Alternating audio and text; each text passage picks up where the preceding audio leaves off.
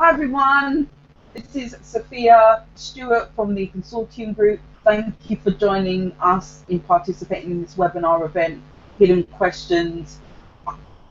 Sorry for the technical difficulties for everyone who tried to join last week.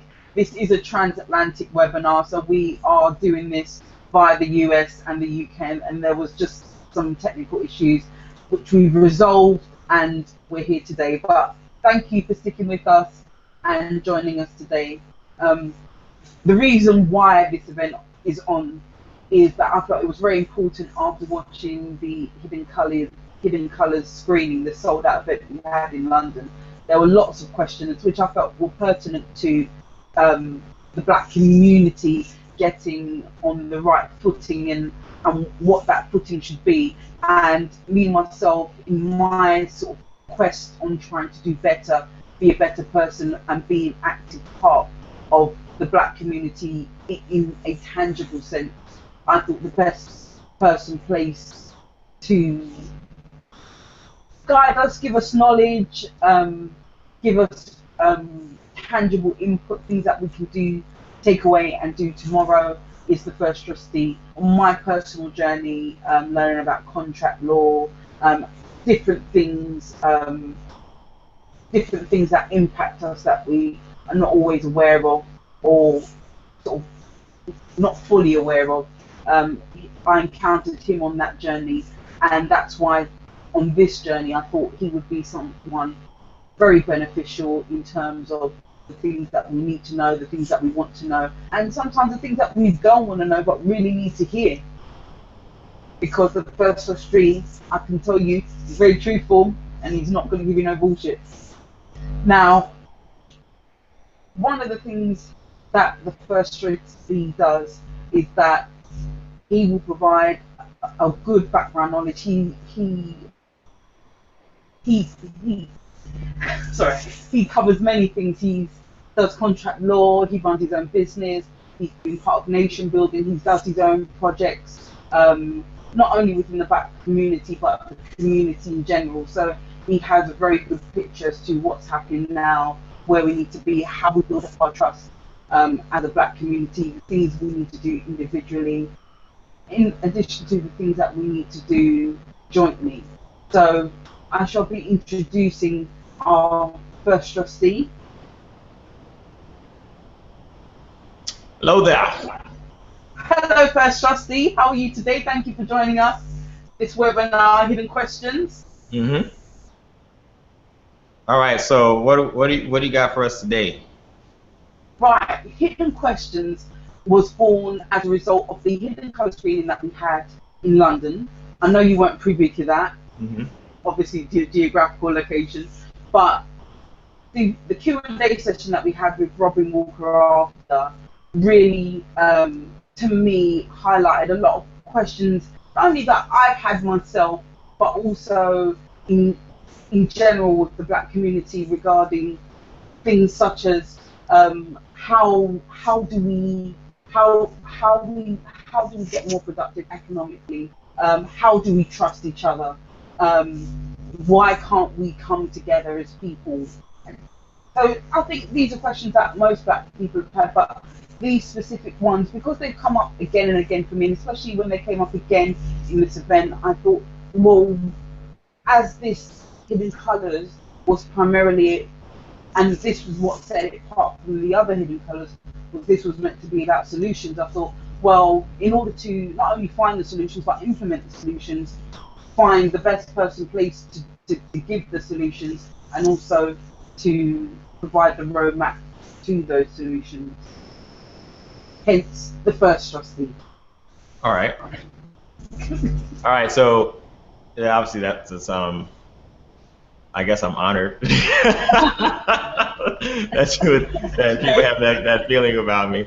So what is it like? Let's dive into this thing. I first wanted to ask about what your journey has been in this sort of the black community, and also in terms of trying to build your own business as a black person, and the questions you've come across yourself and had to answer as a result. and where they tie into some of the things that are brought up there. But we will go into more depth into those. But just in general about yourself, the last sort of 15 years that you've had in your journey on this regarding the Black community, and kind of where you stand now. That's a lot of that's a lot to talk about. Yes. All right, so I guess I don't even know where to start with my journey. I get it. For me, it started with family first, where Okay. being first generation Jamaican, that all my family is in Jamaica, and I've always been obviously here in the States as the first people born over here in the States. And I guess I got to a point where I started to notice the disconnect between me and everyone else, because when I grew up, even though I was living in America, I grew up in Jamaica. And what I mean by that is when I crossed those bounds of my house, when I walked through that door, I crossed that threshold, I was in Jamaica. Yes. The way we ate, the way we talked, the way we dealt with each other, even though I don't have an accent. A lot of people can identify with that because my parents are from Antigua, Barbados. So as soon as you go home, like out the door is the UK, inside you're in the Caribbean. Exactly. So for me, it wasn't until I got a little older that I realized that there was something different between me and everybody else. For one, I was heavily made fun of in school for being the darkest. Even though most people weren't that much lighter than me, but I was the darkest. So that gave them enough to belong to this group and leaving me as that other guy. So when I started noticing the disconnect, that the way I was brought up was not the same in everyone's house. And so because I started to feel this disconnect, I started to try to pull closer. But also during that, I saw that there was a lot of disparity even amongst my own family about people struggling, and you always hear about cousins that always asking people for money to send them money from foreign and to to top up their phone, and whatever it may be, that they need help. And the question is, why do we always need this help? That's one of the little questions in my mind. And what can we do to solve that? Because I want to see my family do well. And when I started noticing that there was a black and white experience, or a poor and better off experience, I guess that's a better way to see it, I wanted to understand why that gap was there. I couldn't articulate it the way I'm doing it now, but I just had a desire to figure out what the problem was. Now, just to clarify, is this a sort of Negroes versus the niggers? Huh? In terms of understanding the poor versus, how people really try and sort of identify within the black community the haves and the have-nots, and normally people identify not as the niggers and the haves as the Negroes or the bougies. For me, I didn't have any ethnicity tied to it or classism at the moment, more than why can't we live like that? Why are we struggling? Why do I have to wear the same clothes to school every day? Not everyone had that issue, obviously, because I was made fun of because of that at times too, because wearing the same clothes to school every day. But that's kind of the benefit of uniform. You ain't got a lot of money. I can't really fathom how poor we may have been, because we never really talked about it much.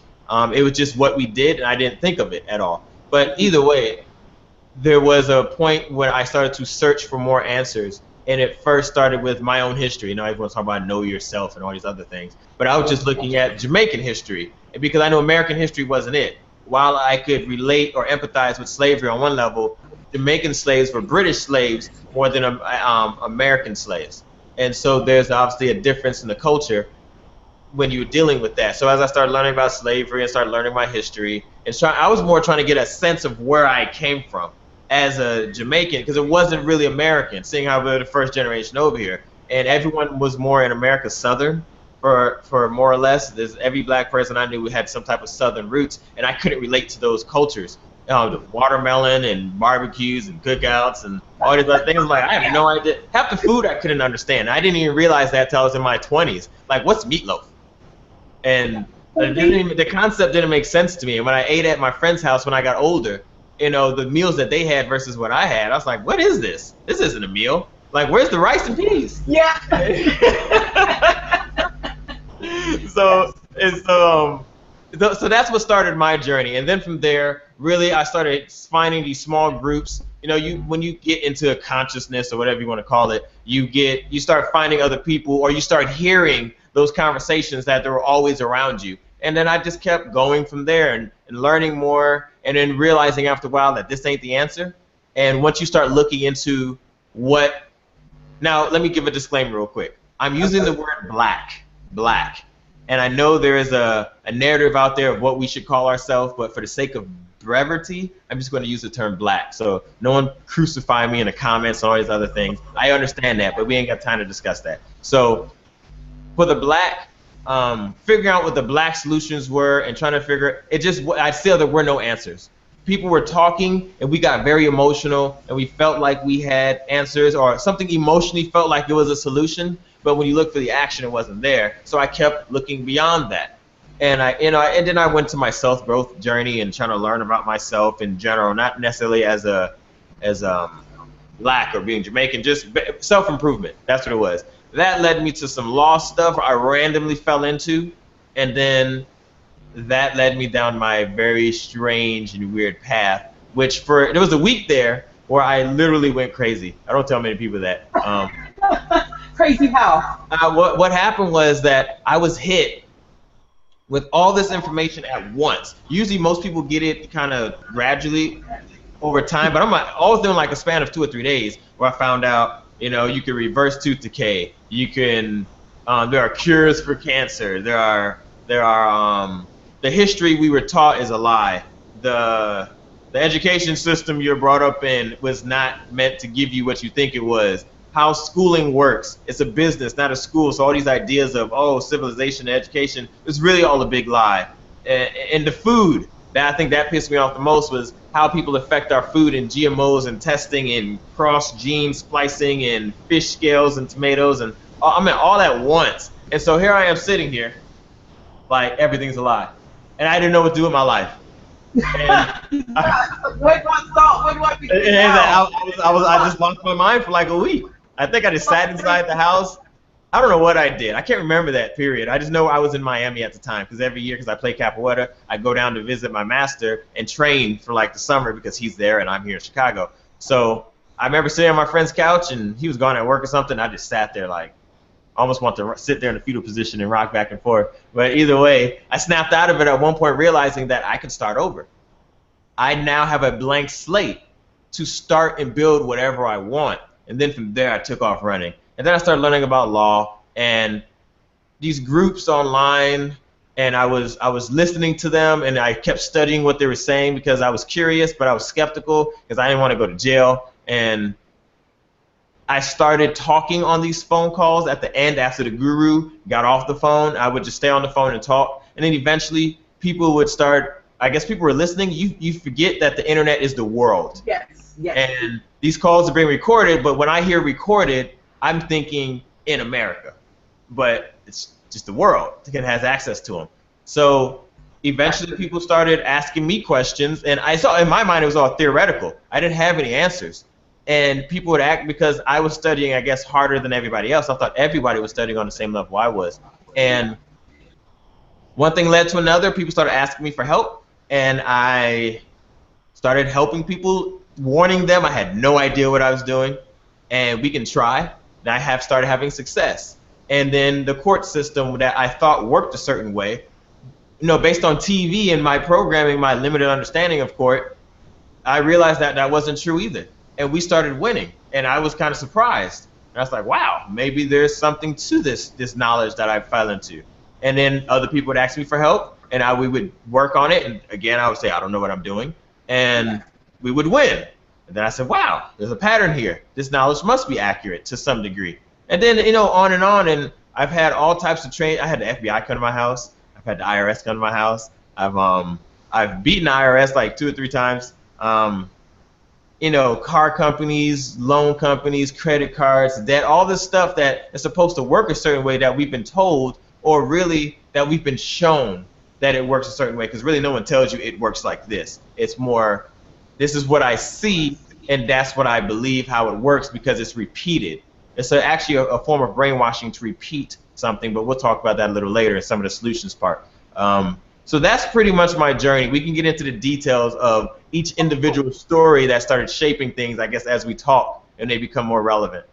Now, what questions did you identify as a result of this quest that you went on, trying to understand the black community, how it works, how it's supposed to function? What questions? Oh man, I don't. I think when I first started, I couldn't identify the questions that I had. It was just what we can articulate as a question is what I think the average person would say is a desire. They had an urge to go do something. But really, now that I can articulate it, it was a question that we had to answer. We just were looking for an answer to a question that was deep down that we couldn't hear the question, but we knew what the question was. So I don't think there were any questions. I wasn't conscious of questions until I started really beating up on people in court and understanding the power of questions. And just for the sake of those watching, how would you differentiate a desire between a question? I don't think there's a difference. One is just a verbal confirmation of the same feeling that you have. If you desire to do something, then the question could be, what is it that you desire to do? If it's to eat, or some people call themselves foodies, and they just really want to go out and eat. So what is it that you want? I want to eat as many meals as I possibly can. But the question is why? And that's where the desire comes from, the why. Why do you want to do this? And the answer is simply because I love the experience, or I learned so much about a culture from when I eat their food and the history, if depending on how far you get. Okay. Now, in relation to the hidden colours for screening, and people wanting to know why is the black community can't come together, during your 15 years journey, was there anything within that journey that gave you maybe the answers, or pointed you in a direction that you thought could possibly be the answers? Oh yeah, we can get into that one. In my journey, I was trying to figure out what's wrong. And a lot of people say, we got to help our community. We have to help our community, blah, blah, blah. So I said, okay, let me go help my community. So I started volunteering everywhere. I volunteered for DCFS, which over here in the States, that's the Department of Child Services.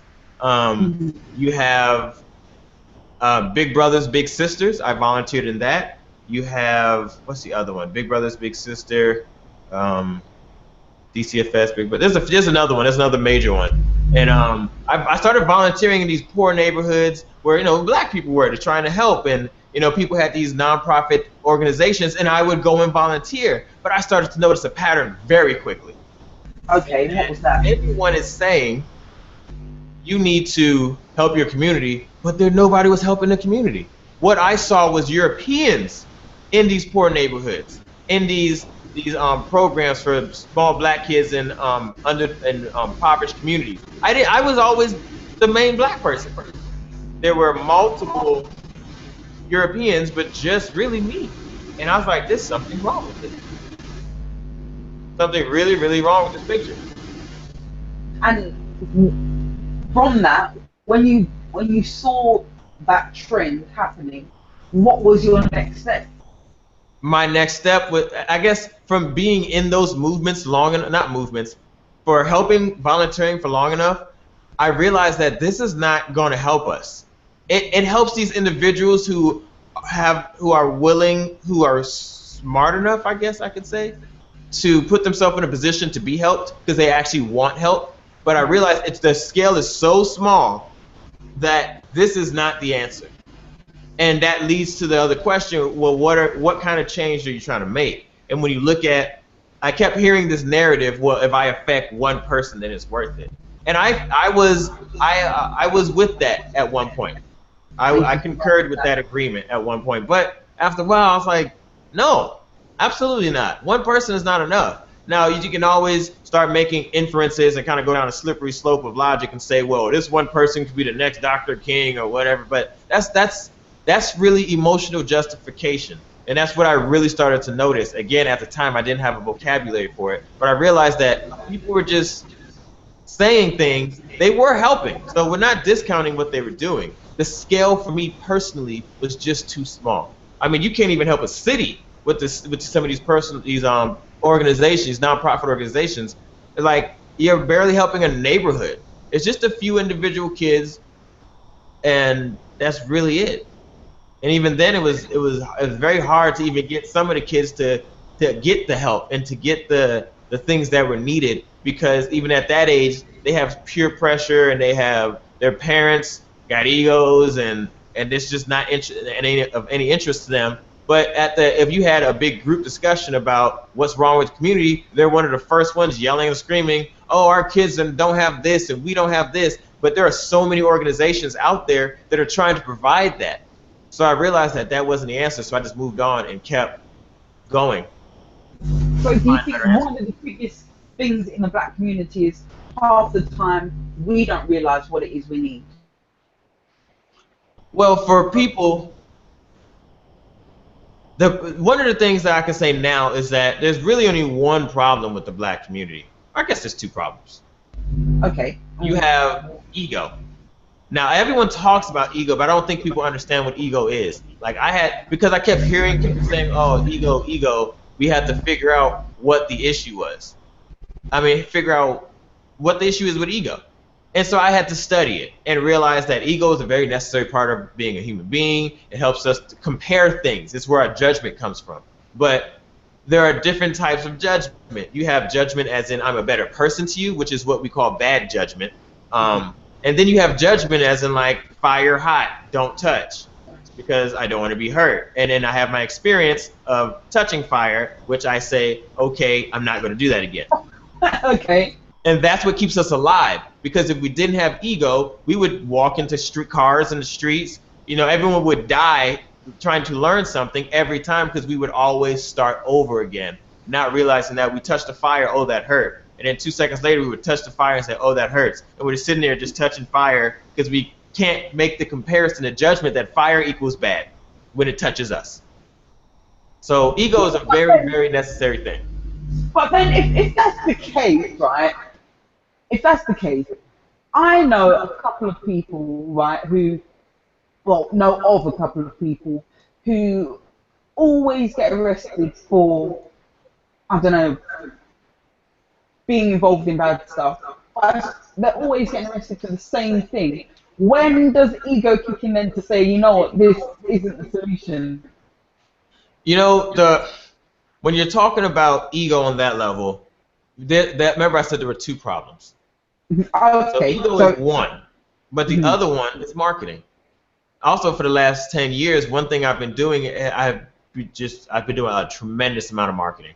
I've marketed for some of the biggest companies on the planet, and I've done some of their marketing campaigns. So I would say I know a thing or two when it comes to marketing about what needs to happen. So the other problem is marketing. We've been marketed to, not we as in black people only, but people period, have been marketed to by companies to have everything be extremely convenient for them.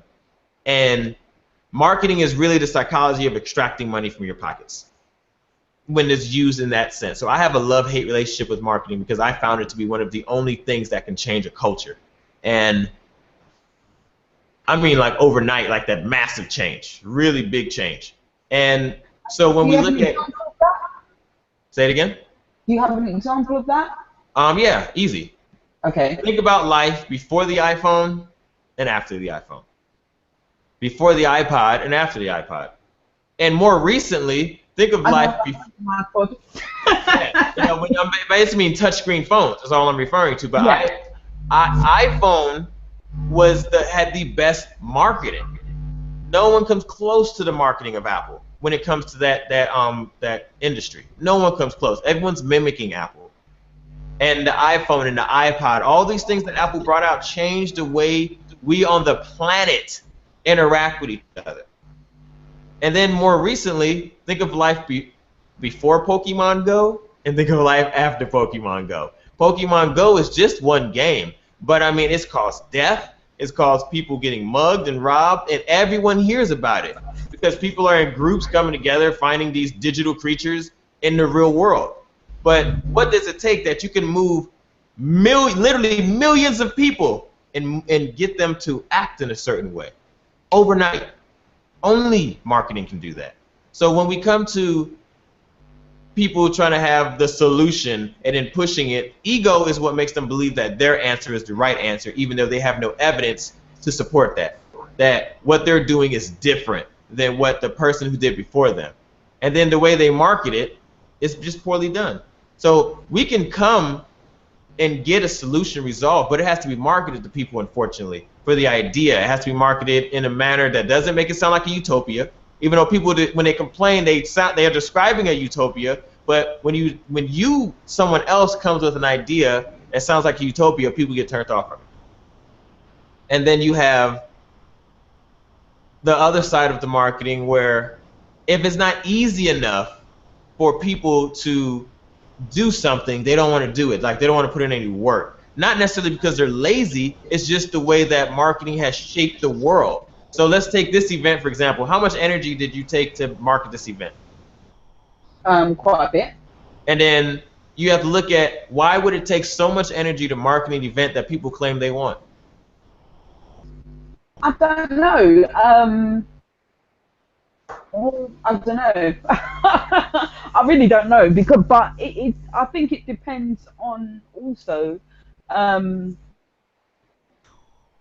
whether you're qualified to give the solution, and also your marketing. If you market yourself or put yourself in a position where people believe you have the solution, whether or not you have the best solution is irrelevant. If you've marketed yourself as that and people take that for the truth, then you're a solution provider. All right, so then we get it. See, the marketing is a big rabbit hole. And the reason why I say that is because I've bought books. I've got tons of books up here, and I've got them in my bedroom, like Black Economics. I've read these books, but none of them have. I've read them, but none of them have given me the roadmap on what I should be doing now, what I can affect now, tomorrow. It doesn't say, right, okay, first step one, close your bank account that incurs fees, get a basic bank account. Okay, I can do that. It doesn't have a roadmap on what I should do now. It talks about things in very broad brushstrokes. It doesn't break it down for the everyday person to go and do something tomorrow. And that's one of the reasons why I wanted to do the solutions, especially after the questions for the Hidden Events seminar, because I'm one of those people trying to implement a solution, because everything else is just very, it sounds good in theory, but what are the tangible steps between the reality and what the person's saying? And that's the key thing that I find. Everyone speaks about, and I don't mind people talking about their utopias, but if you don't have a roadmap on how to get to utopia is just as inaccessible as the moon. All right, so let's start getting, because really we want to, I'm just guessing, start talking about some solutions on some level. But in order to talk about the solutions, we first have to start talking about the problems. So I would say, what are some of the problems in the Black community? Actually, air quote all of that. What are some of the problems in the Black community? There we go. Proper air quotes. Okay. Are you asking me, or well, I guess it's hypothetical. Like, yeah. I'm asking, what are some of the typical things that are said? Let me get my accurate. At the Hidden Colors 3 Q&A, one of the things that came up is lack of trust, lack of being on the same page jointly to move together, not supporting each other financially in terms of business. Yeah, those were the main things that came up for me. So, all right, so let's now we can start attacking those. I don't want to say attacking, but whatever. We'll start attacking those. But here, okay. First, before we can go any deeper into a solution, one of the first problems that people have is they're making a tremendous amount of assumptions. Okay. So what happens is, communication is one of the most important things. Everyone can say and agree with it and say, oh yeah, communication is important. But their words do not mix with their actions, because communication consists mainly of words when we're talking to each other in most of the mediums we do, which is social media, online chats, telephone, even in person. Obviously there's body language in there, but that's not really on the subjects we're talking about. The words and the ideas that we're talking about are communicated in words with a language, and most people don't understand the language that they are speaking. What they do, everyone has this personal dictionary they have with their meaning of a word versus the actual meaning of a word. Two different things. So unless I have your personal dictionary, when you say a word, we're going to start with community. When you say community, what do you mean? And so we're making a lot of assumptions about words because we never actually got the definition to these words. We have your definition, what you mean when you say it, but that's not the same thing that I mean when I say it, nor is it likely the same exact thing as the word that we agree upon at its base of what it means, which comes from a dictionary. So people, I find, tend to always, because they're very lazy with their words, want to use their definition and force their definition on you. But the problem is that even within that conversation, you cannot transfer that conversation over, because now your personal dictionary is now lost, because you must be there to define those words every time we speak. When you say community, I mean this specific thing or this vague idea. Well, what is it? What is community? So the best thing to do is start with definitions. And until we can get on the same page with how we speak and how we talk, which is using standard English, and at least in the language we speak, using the standard language and building ideas there versus our personal dictionaries versions of those words, then we can't even move forward with a solution, because we're literally not talking about the same thing.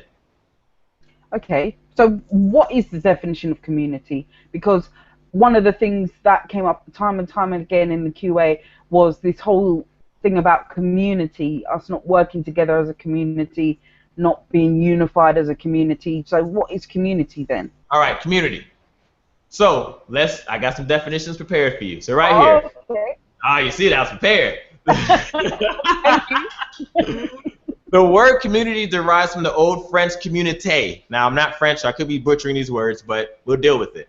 Okay. But we have to dig down deep into it, which comes from the Latin communitatis, something like that. Whatever. You can read the screen. Okay. And that's from the Latin communis, which not communist, whatever. Read the words on the screen. That's why I put it up. I know I'm butchering these Latin words. I don't speak Latin. Yeah. But the main thing, it comes from things held in common. Mm-hmm. So that is what's important. And when we talk about things held in common, so by definition, when you say the black community, we're talking about that we have a common attribute, and that solely is the color of our skin and our heritage, our link back to Africa. Specifically, the way we look linked back to Africa, because from a scientific standpoint, all life comes from Africa. But we're not going to go. That's a different conversation. Yes. Because there's a lot of hypocrisy when people talk, and they keep forgetting that fact, though they like to say it. Everyone comes from Africa. So that's what community is. So that if we're talking about the black community, and we're talking about all black people as a whole, we have more questions. Are you talking about the black people in the world? Are we talking about the black people in your nation? Are we talking about the black people in your city? Are we talking about the black people in your neighborhood, on your block? Which level of community are we talking about? And until you answer that question, because let's say, how do we fix the issues in the black community? Now let's take the contrast between the smallest and the biggest. Mm-hmm. Fixing the black communities on your block, the answer to that question is a lot different than fixing the black communities of the world. Fixing the problems of the black communities on the world. Would you agree with that? Yeah. Okay. So until we figure out what we're talking about, which community we're talking about, we cannot ever come up with a viable solution. It's impossible, because it's the scale. We have to define scale, and no one is willing to Okay. One thing I teach my students that I have courses that I teach people on how to, I don't even know what to call it, how to get their life together. It's life business. Okay. As a trustee, you have to be very diligent and a lot of skill, have a lot of skill sets in a lot of areas. So we have this executive trustee training program, and we teach people all this stuff. And one of the things, the first lessons you always learn is that proper communication is extremely annoying to people because they want you to assume what they mean.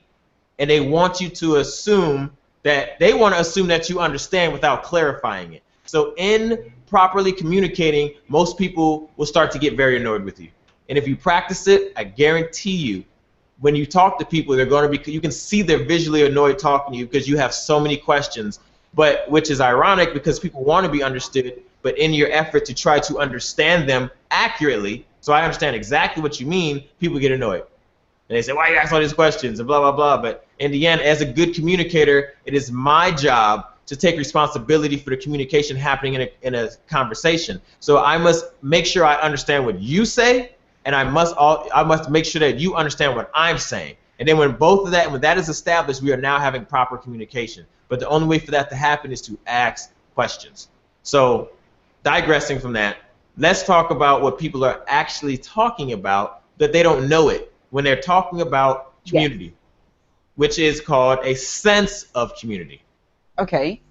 Now, I'm prepared for you again. A sense of community. I like it. I'm looking at the screen. Now, this comes from, I think, Wikipedia or somewhere. I can't remember. I think it's Wikipedia. We try to keep all the definitions kind of to one source where people can find it. So okay, we have a concept in community psychology, social psychology, and community social work, as well as in several other research disciplines, such as urban psychology, which focuses on the experience of a community rather than its structure, form, setting, or other features.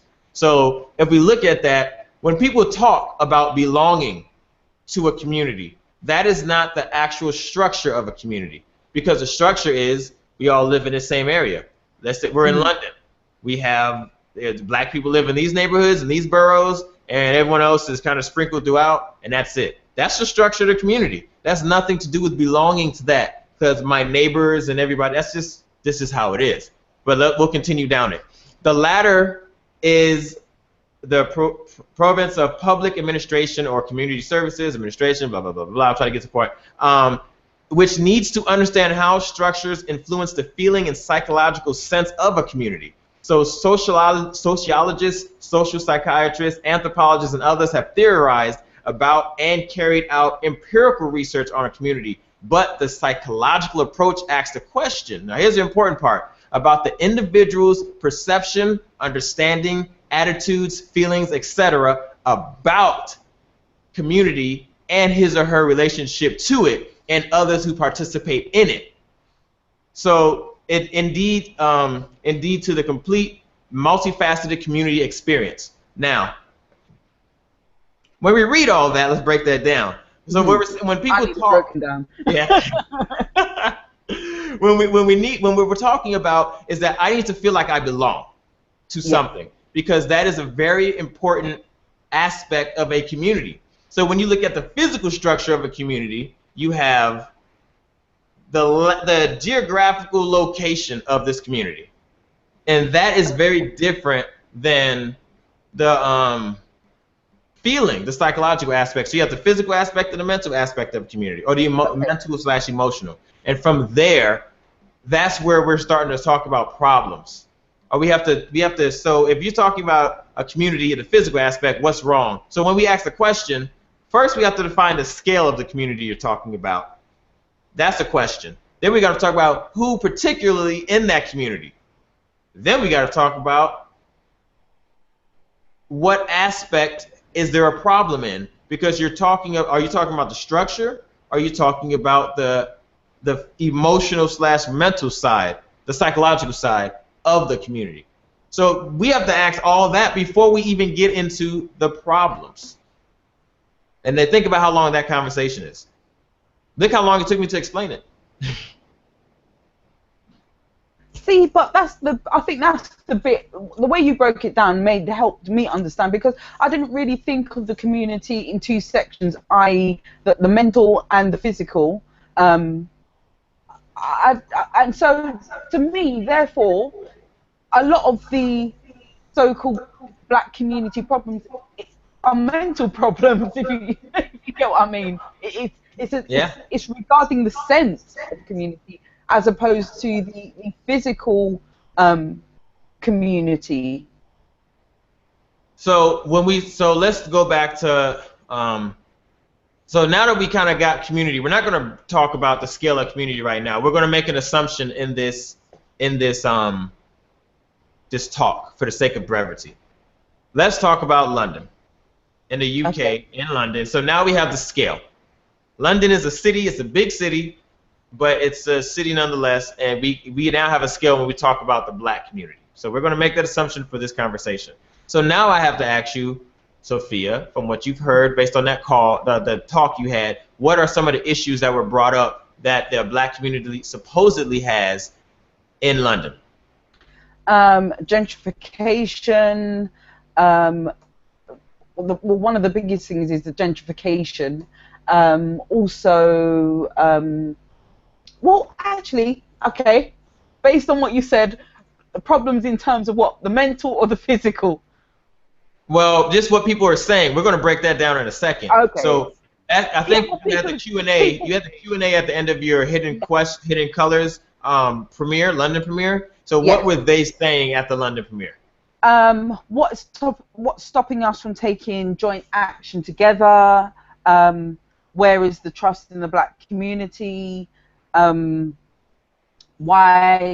don't we support each other financially in terms of businesses or projects that other black people can implement? Let's take the support. I wanted to add one more important thing that affects a lot of black people, the role of the church and what the church should be doing in the black community. Okay, that's you open it. I'm about to crack open a can of worms because that's yes. Well, it is okay, but let's talk. Let's take a step back to the smaller can of worms first. And so I did see that Q&A with Robin Walker, because he was one of the people in Hidden Colors.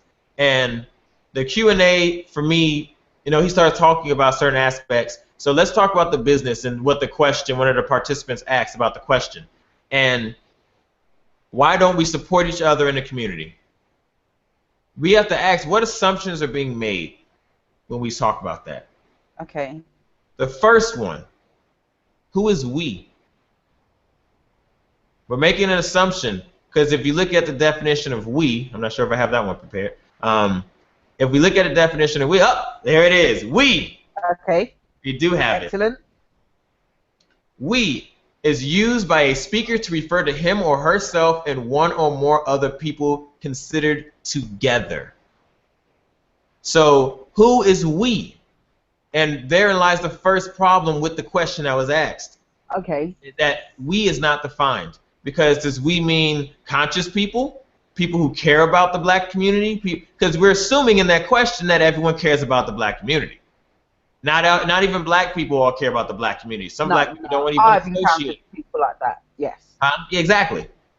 So you have to think about, when we say we're going to make an assumption again that he's talking about the people in that room. We're going to make the scale even smaller. We're going to keep the London scale. We're talking about people in London. Why don't people in London support black businesses? So now let's talk about the reason for that. There are many reasons, the multifaceted reasons as to why, and a lot of it still we have to do with assumptions. We're assuming what a lot of people tend to do is when they're trying to make their point, they conduct what's called cognitive dissonance. Or another way to say that is selective perception. When we live in a society, especially when it's popular as London, we have a certain standard of living. We live in a seemingly capitalist society where competition is what runs the market. So if you're going to come in and have a black business, just because it's black, you think you should get business. So what you're assuming and saying is that if I go to a restaurant, let's take a restaurant, something real simple. If I go to a restaurant, I go to a restaurant for what purpose? To eat good food, or depending on what the situation is, eat good food, cheap food that's quick on the run, that's all I can afford, or whatever. There's multiple reasons people go to restaurants. But if we have a sit down and eat restaurants, we can eliminate speed and convenience because you're on the run from point A to point B. So let's talk about a restaurant. Brunch. Let's make it even more. You deliberately go to a place for brunch. So you're telling me that I'm going to go to one place, very professional. The owner happens to be white. It's very professional. The servers are trained well. The food is prepared amazingly. At the ticket times that you wait, which is on standard 12 minutes. I just love cooking, so I know this stuff. It's on standard 12-minute ticket times. Everything is running like a well-oiled machine. And then I go to a black restaurant.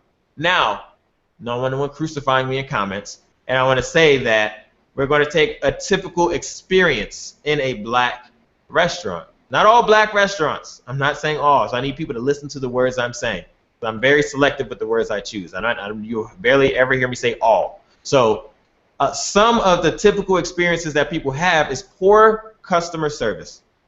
I can tell you about matter of fact, I was at a wedding the other day in South Carolina for one of my old students.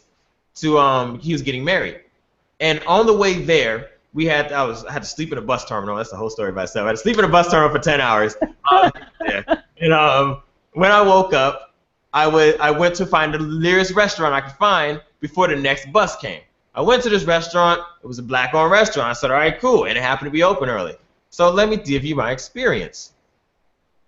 When we walked up, you could see the people were kind of still getting the place prepared. Typical, the place is not open yet. But we were standing outside. They saw us standing outside. They're cleaning up. For one, I said, okay, that's a problem.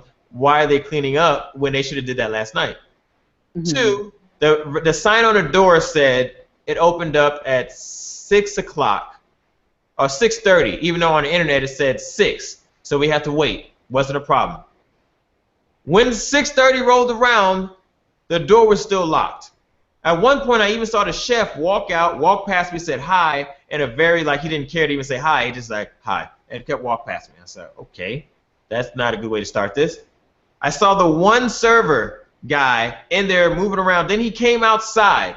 He had the nerve to come outside and sweep the parking lot while we're standing out here waiting to enter his restaurant. I said, okay, not a good start. This is not a good start to this. But no. It's the only restaurant that's going to be open in time for I can eat to get on the next bus. When we sit down inside, after they open, it took multiple people walking up to the door, tugging it, and starting to walk away before they realized maybe we should open the door. I don't know why it takes multiple people for you to realize that you should open the door, but good customer service would have been open the door for these people and say, hey, we're still getting prepared, but you can sit down, because it's not a get an order and kind of leave kind of place. It's a sit-down restaurant, so we've come there to dine. When we sat down, finally, they gave me this menu, this small menu, and I looked at the menu and I said, "Are you serious? This is what the options I have for breakfast?" So I said, "Okay, whatever. I'm hungry. Let me eat." The server was unprofessional. He was dressed poorly. His pants were sagging. He did not understand basic customer service at a restaurant. One, get me my water. I shouldn't have to ask you for any water. It should be there on my table when you walk up to me. Mm-hmm. Learn how to take an order properly. Turn on all the lights in the place. Make it look like you're open. They're still just kind of scrambling, getting it together. People were walking in and out. I saw chefs walking in and out and cooks in the back just walking out the front door randomly. I was like, what is going on? And the whole experience was just bad. And I would never come back. I was only there because I had to be there, because there was no other food, and I had another 8-hour trip on a bus to get to where I needed to go. So that is a typical experience I have. And when it came time to leave this guy a tip, I left him a tip. I took the back of that receipt and I wrote him out a small book of all the problems. I mean, the Wi-Fi code didn't work. The chef was unfriendly. And it's just one thing after another. And this is a typical experience that I've had when I see a black-owned restaurant. Even here in Chicago, there's a very famous restaurant called Batters and Berries. It's black-owned, so people go. It's well known for being black-owned and actually pretty good. But when I went there, I said, I'm never coming back here again. because I'm not going to lower my standard of my experience, because I paid money, my hard-earned money, to go eat somewhere. And the chef was sitting out in the public, which people generally enjoy to see the chef come out from behind the scenes, but he had this scowl on his face, and he was kind of staring and mean mugging. Even me, I was looking at him like, why is he staring at me like that? Like, I didn't do anything to you. And again, the servers were untrained, the people were untrained, and the food was mediocre. But I came because I wanted to support. But I'm not going to lower my standard if black people can't get it together with their marketing and business professionality. It's just not going to happen. So when you say, why don't we support black people in the community? Well, first you have to learn customer service. There's a standard of business that transcends being black owned. You must meet the standard. But that's why, like, at our event, myself and the other lady in the consortium group, one of the reasons that we did this event as well is when you normally go to these events, you have stall holders where people who sell books, sell black jewelry, sell other artwork, different things that they have. And one thing that, when going to black events, that I dislike immensely is going there and you've got people with knockoff DVDs, knockoff books, knockoff artwork, and I just think it not only lowers the tone, but it's stealing, and you can't start a business by stealing someone else's business. And that's one of the things that we did differently with our event. We made all our stall holders sign up and effectively sign up to a code of conduct where they weren't going to be selling copyrighted items. They were going to be at their stalls at all times. They had to display their business address. So if you bought something from them, there was redress. It wasn't a case of, I'll bump into them at the next event. If you bought something from them and there was a problem, you've got an address, you've got a phone number to get back in contact with them and sort out whatever problem has arisen, because that's one of the other thing is non-accountability, and we just wanted to put a stop to that whole lack of responsibility. I'm just going to sell something, and whether it works for you or not, it doesn't matter. Once I've got your money, that's the end of it. So I can understand what you're talking about in terms of my own experiences and experiences other people have had. And during the Q&A session as well, one of the other things is sort of having respect. When we put on the event, we did notice during the Q&A that people were spamming a lot their businesses, and as a consumer myself, when people have to spam their business, if you have to go to an event that's totally related to your business and talk about your business instead of being there for the purpose that you are, automatically to me it devalues your business, and I'm not interested in what your business is about, because the quality of your product should speak for itself. Yes, with marketing as well, but not spam marketing, because I just find when people do that, it's just very disrespectful, and disrespectful of who you are, because it's assuming that you don't know what it is you want or need.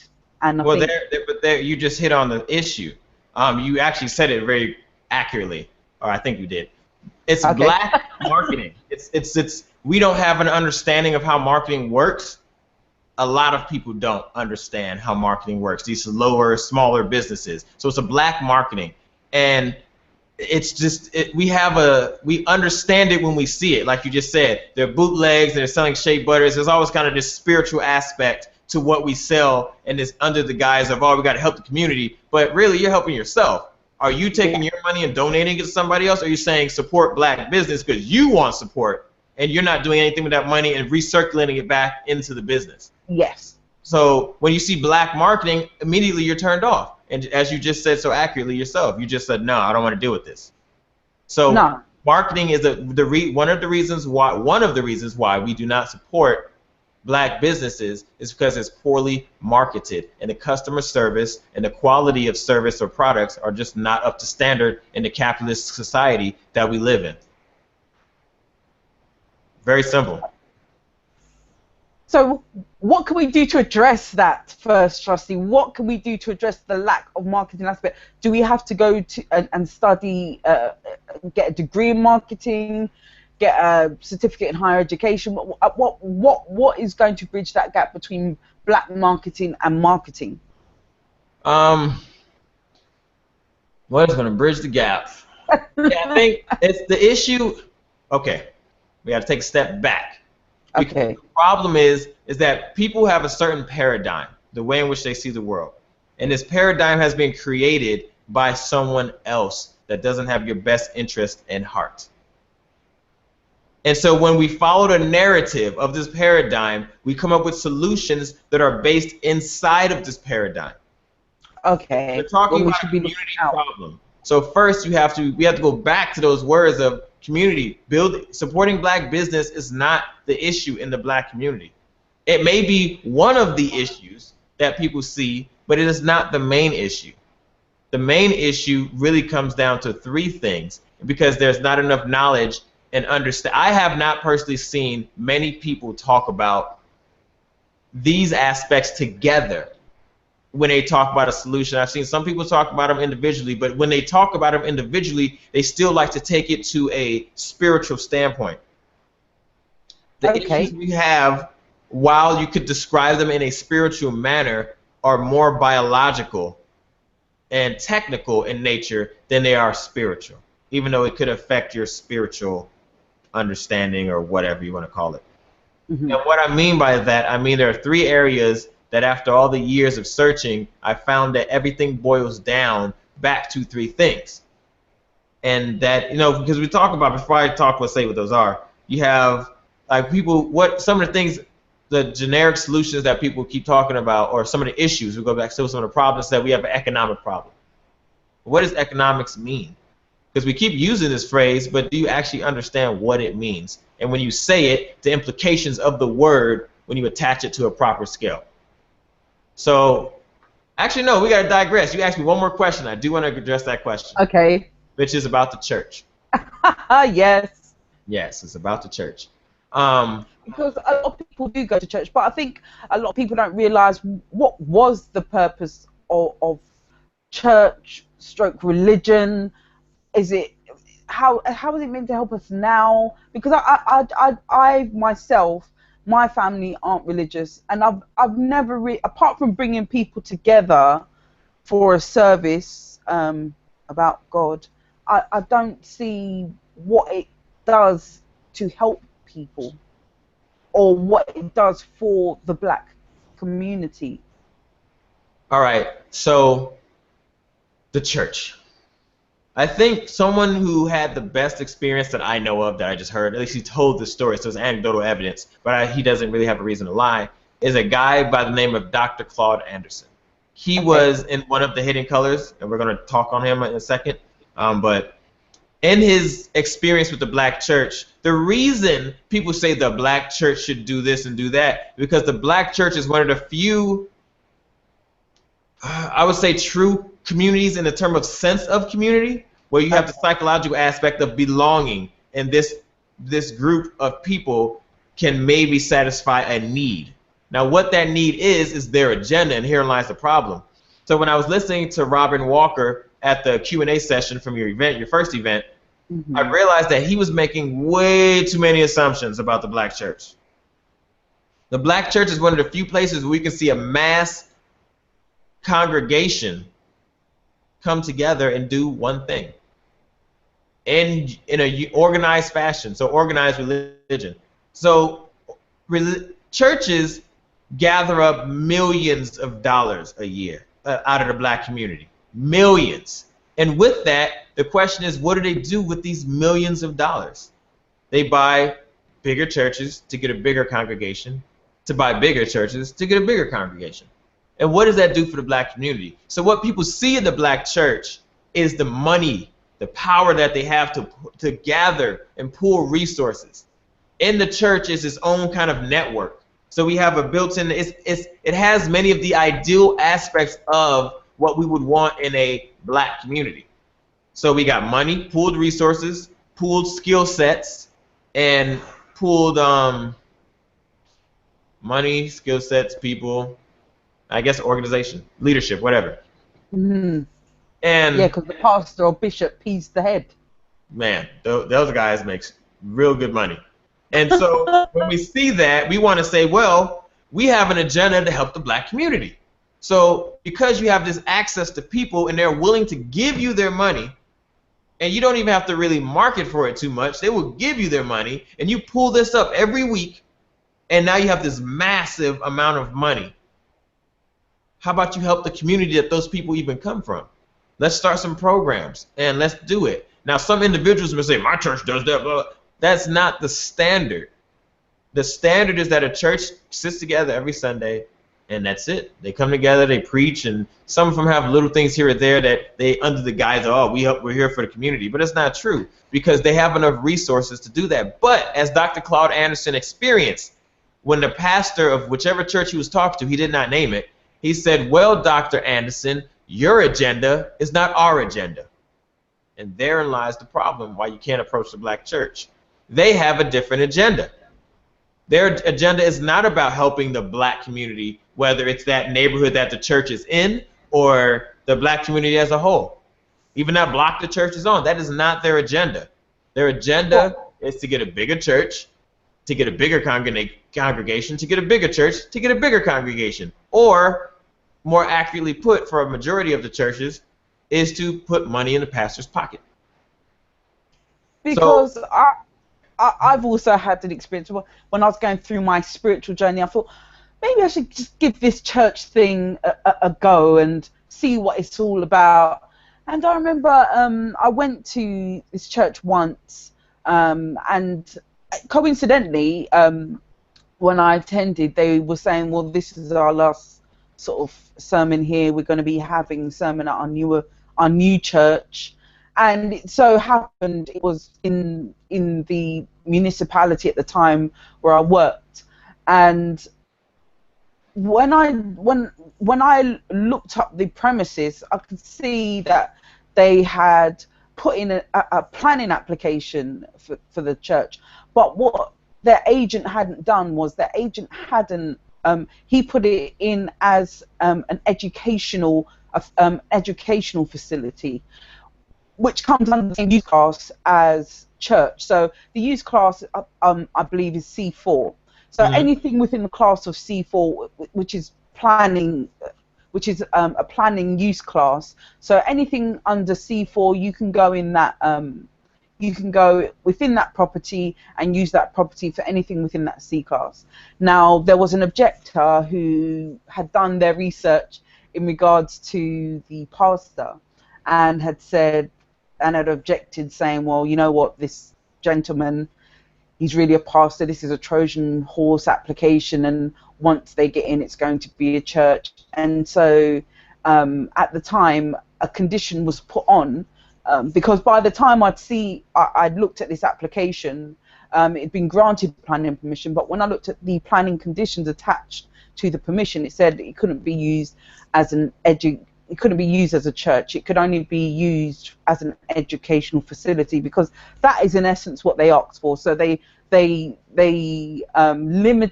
the C4 use just to educational facility.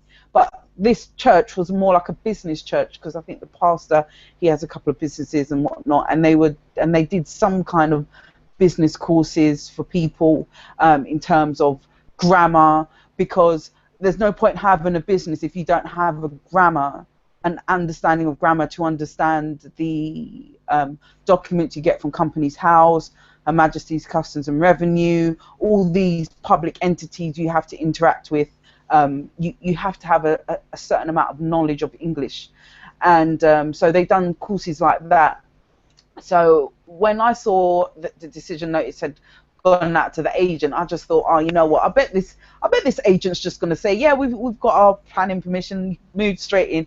So I called the pastor and I said, look, I just attended your sermon last week. Oh, no, I think it was 2 weeks beforehand, by chance, and I've seen that your church falls within this borough. But they specifically put a condition on there saying you can't use it as a church. And if you go in there trying to use it as a church, I said, you're going to get kicked out. You're just going to get an enforcement notice put on you. So you should stay where you are, or find somewhere else with C4 use class that isn't restricted to a particular use within that use class.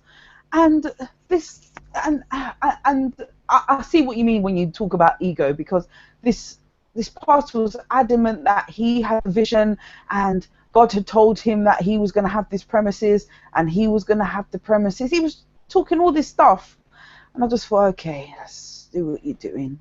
And within 2 months, they shut him down, and I don't know what happened to his church after that, because, and that's one of the things about sort of the black community that I don't understand, is this whole ego thing. The premises where he was originally, it was quite adequate for the size of his church. I looked at the new premises, and it was huge. And I just thought to myself that this is just ego, even in the face of a contract that's been given to you. You're still willing to be dishonorable in the face of your ego, to show these people that the vision that you got from God was true, and you're going to see it out no matter what, even though 2 months later you were kicked out, or you were ceased to use the premises for that purpose. Well, like I said, I think that's like a perfect example of what's wrong with a lot of things when it comes to a solution, finding a solution. Instead of first communicating what the actual problems are, our ego lets us know. We think, most people believe they're smarter than they really are, when it's just this case is just that you're not. When I understood that, that's when I actually started to grow and learn that I'm just not as smart as I thought I was. And if I was, then where's the evidence of that? Because all I got to do is ask you some very simple questions. What have you done that has successfully moved in that direction? Not success by your definition, but success that people can generally say that was successful. You have nothing. What makes you believe that what you're doing is any different than anyone who came before you and who did the exact same thing and had the exact same idea? Have you done any research to see how your idea is actually different? What objective pieces of evidence do you have that any of this is true? And when I asked that question, they shut down right there. Because I even remember there's this book by Robert Greene called Mastery, and within Mastery you've got 7 levels. And now this book is just so deep.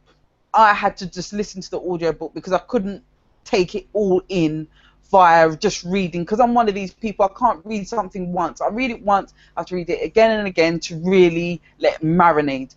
Now, someone had posted on Facebook, I was in one of these black conscious groups, and someone had posted within there, what books should black people read? And I said, someone had posted in there, Mastery, Robert Greene. And within that, one person put at the top, what level do you think you're at? And I said, I'm just about a 1, just about a 1, because I'm at rung 1, because I'm definitely nowhere near master level, nowhere near. But everyone else was doing, oh no, I'm a 7. I think it went up to 7 or 8. Oh, I'm a 7. I'm an 8. And I'll go on. I think, oh, these people must be doing really, really well. So I've gone and look at their first Facebook profile, and I think, no, you're not doing well. So how can you be a 7? But I think it comes back again to the ego. Well, we can talk about ego all day, and I don't want to harp on ego all day. Sorry. I want to, because I got some other things prepared. Okay. I got some other things prepared that I want to definitely go on, because we're here talking about hidden colors, and in hidden colors there were solutions offered, and in your Q&A session with Robin Walker, in the trailer you saw some of the people saying that what they thought about the solutions aspect of the film, and a lot of people said, oh, it was great. It gave me something to kind of direction. But what we have to understand is that most people are not trained observers. They see information or they see something, and what they have is an emotional response. And the problem with the folly of emotions is that we emotionally justify our actions and our thoughts rather than objectively rationalize our thoughts about something. So when you say, oh, there's a solution that helped out, well, maybe from the standpoint that you had 0 solutions before, but the issue is that these solutions are so vague that they didn't say anything. And herein lies the tyranny of words, going back to communication again. When we talk, or when people talk, at least the people, now I'm going to put this in the scope, and the people in the solution section of Hidden Colors 4, I can say, now, let me give you some, maybe make sure everyone understands my background in Hidden Colors. Before you contacted me about doing these series of events and doing the big Hidden Answers seminar, the live seminar in London right in September, I never watched Hidden Colors. I don't have any. I've heard about them because a lot of my friends are in conscious movements and things like that, and they're very aware of many of the perceived issues of the black community. But I never watched them, and I never had a reason to watch them because I've done my own history. Like I told you in the beginning, I did my own research for a while and started seeing all these lies and discovering how great we were and all this other stuff. So when I watched the Hidden Colors 4, because you told me people may have questions for me specifically about Hidden Colors 4, and me, everyone who follows me knows that I'm not opening my mouth on a subject until I have enough knowledge about it to make an informed opinion. You know, I don't believe my opinion is worth much when it's just a random opinion. It's just, who cares? Everyone has an opinion. But in Hidden Colors, I watched this whole movie, and the solutions just left me with nothing. So, in standard First Trustee fashion, I researched everybody because we cannot look at a solution completely. In most situations, we cannot look at solutions in a vacuum. We must look at who is offering the solution so we can have the proper content or context of where it's coming from. So who is telling me the solution? Are they qualified to tell me the solution? Now, when I say qualified, I do not mean solely in credentials. Doctors, not just a degree. Yeah, it doesn't mean a degree, so make sure that's very clear. That's not the only criteria for qualified. Qualified will also come in the form of experience. What experience do you have? On top of any credentials that may help, may or may not help, what experience do you have in specifically in the area that we are talking about, which is communities, and and solving community problems or problem solving in general?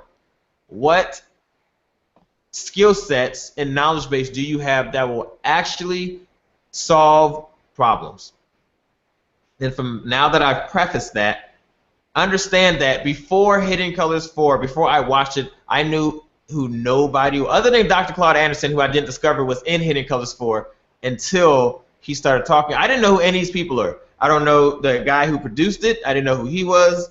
I didn't know who any of these people were. There's some, I guess, eventually as I studied some of them, I guess that they were more popular. I won't call them famous. I'm gonna use the word popular amongst the black consciousness and things like that or whatever. But I didn't know anybody. So when I speak on these people, I am not attacking them on any level because I don't know who they are. I did research on what they accomplished. And so from this standpoint, this is what, when I speak, to make sure people understand that it's not a blank judgment of somebody. I'm looking at the experience and education in relation to helping the community and answering these questions. And to be fair, before we even start, only Hidden Colors 4 offered a solution section to the best of my knowledge because I did not watch 1, 2, and 3. So we're only, when in terms of judgment of an actual solution, I am judging these solutions very hard, but I'm not judging the people, I'm judging their response. Who they are is who they are, but what they said is what's important to me. And I am going to attack positions, just not the person. So don't think anything's a personal attack on anybody. Because I know in the world of the internet, we have grammar Nazis and people who take things out of context and everything. So I think I've given a long enough disclaimer as we start to, I want to look at some of the, first we're going to look at the people in Hidden Colors. And I'm going to just give my position on them from an objective standpoint. And then we're going to look at the solutions that were offered and those people who offered those solutions. So let's dive into that real quick. Okay. And then some of this may shock you, but until you realize who's saying what, you don't realize that you're making a lot of assumptions and trusting somebody with information that's being given to you. So let's see who we got coming up first. Now, right now we have this lady. Now I may butcher some of their names. It's just what it is. Shahrazad Ali. Now again, she's from Hidden Colors 1. She's just an author. An author that's not an author is not. I'm going to talk about being an author. An author is not necessarily someone who is qualified to solve community problems. So from that standpoint, what is she offering? If she has a good idea is a good idea. But right now, from a credential standpoint, there's nothing there.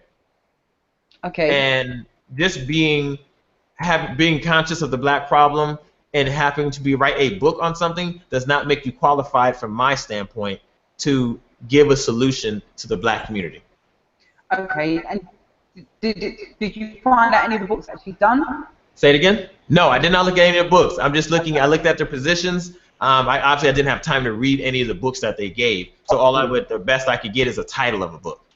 But that's still the fact that now in that she may give some experience and things like that. But under her, a lot of the research I did was from them themselves, what they say about themselves and their research and things like that. So I didn't find much.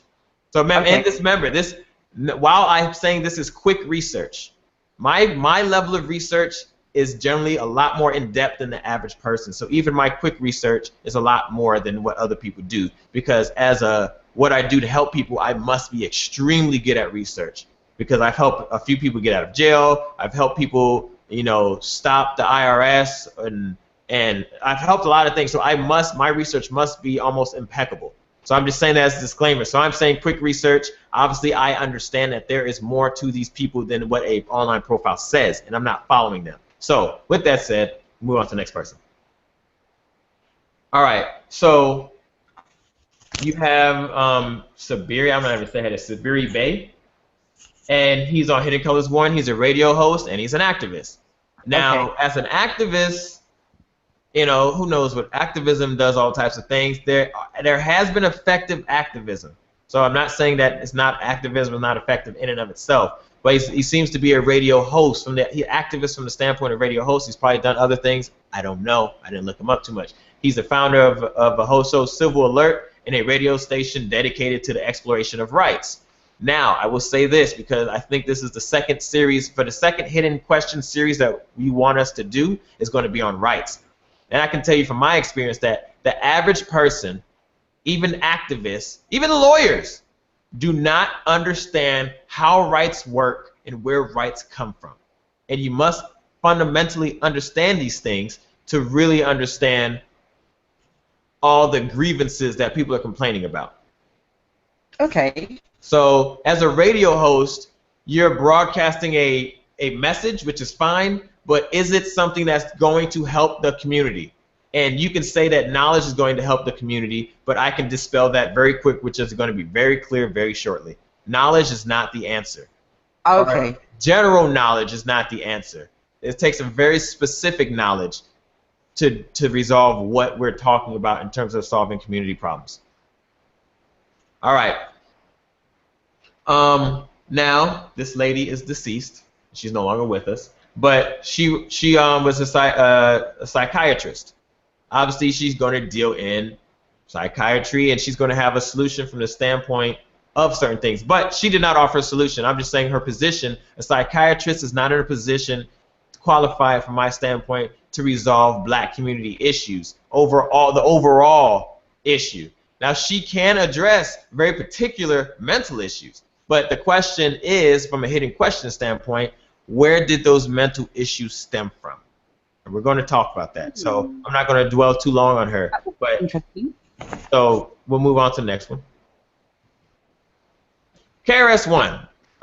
If you're black and you're in black consciousness, you know who he is, so I ain't got to explain him. He's a rapper, producer. He initiated the Stop the Violence movement in response to violence in hip-hop in the black community, and he's the founder of the Temple of Hip-Hop, which is a recognized religion.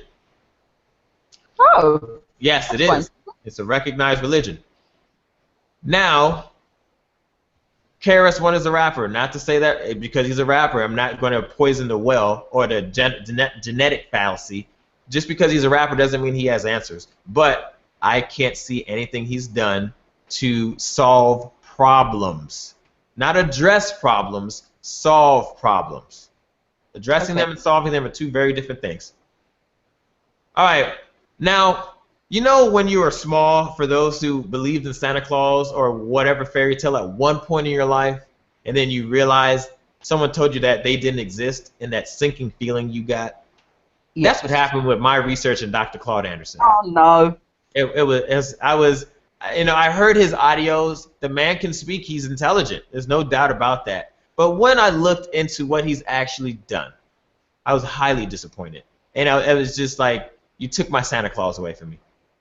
Sorry. Now he's the president of Powernomics. He talks about Powernomics all the time, which is about group economics. And he has a lot of great facts and knowledge about how money circulates within a community. However, he came up with a solution that was called Africa Town. And it was a black business district in, I forgot whatever city. And he formed it up with a basketball player, and he got major backlash from the Jewish community. And he was surprised that he got it. But if you understand how the public works and rights and all those things, the Jewish community was correct in lashing out against his idea. Now, even though, say it again? How so? Because people complain, let's take Jewish people because they were the one who lashed out. People complain about Jewish community and that they control the businesses and this and that, blah, blah, blah. But they had never created, what he did was specific, the intent was for this area to be black only. And that's the problem. If he would have just created a district where all the people happened to be black, he wouldn't have got no backlash. But because he was intending for it to be a black-only district, you can't do that. So because he was explicit in his intent. Exactly. Okay. That's where the problem lies. But the idea, you know, you can put all these black, as we discussed earlier, you can put all these black businesses together. The problem is without proper customer service and training and knowledge and marketing and business, overall business acumen, you can put all the black businesses you want and nothing is going to come of it. Because I'm not going to go to you just because you're black and get a poorer quality of a product or service. Now, if you're trying and you're listening to the community and you're changing as you go, I'm with you because you're trying. But because of ego, most black business owners will ignore what people are telling them and hope that the guise of being black, they can make money and get support of a specific community. It does not work like that. Okay. So it was it was just fun. It was just sad. So that was my Santa Claus moment. Okay. All right. Now, one thing that I saw a very clear pattern of, and that was actually very hypocritical of the conscious community, that they don't even know it because they're not paying attention to their words and cognitive dissonance. But to be fair, some of these people don't class themselves as conscious. Very few actually come out and say, I am conscious.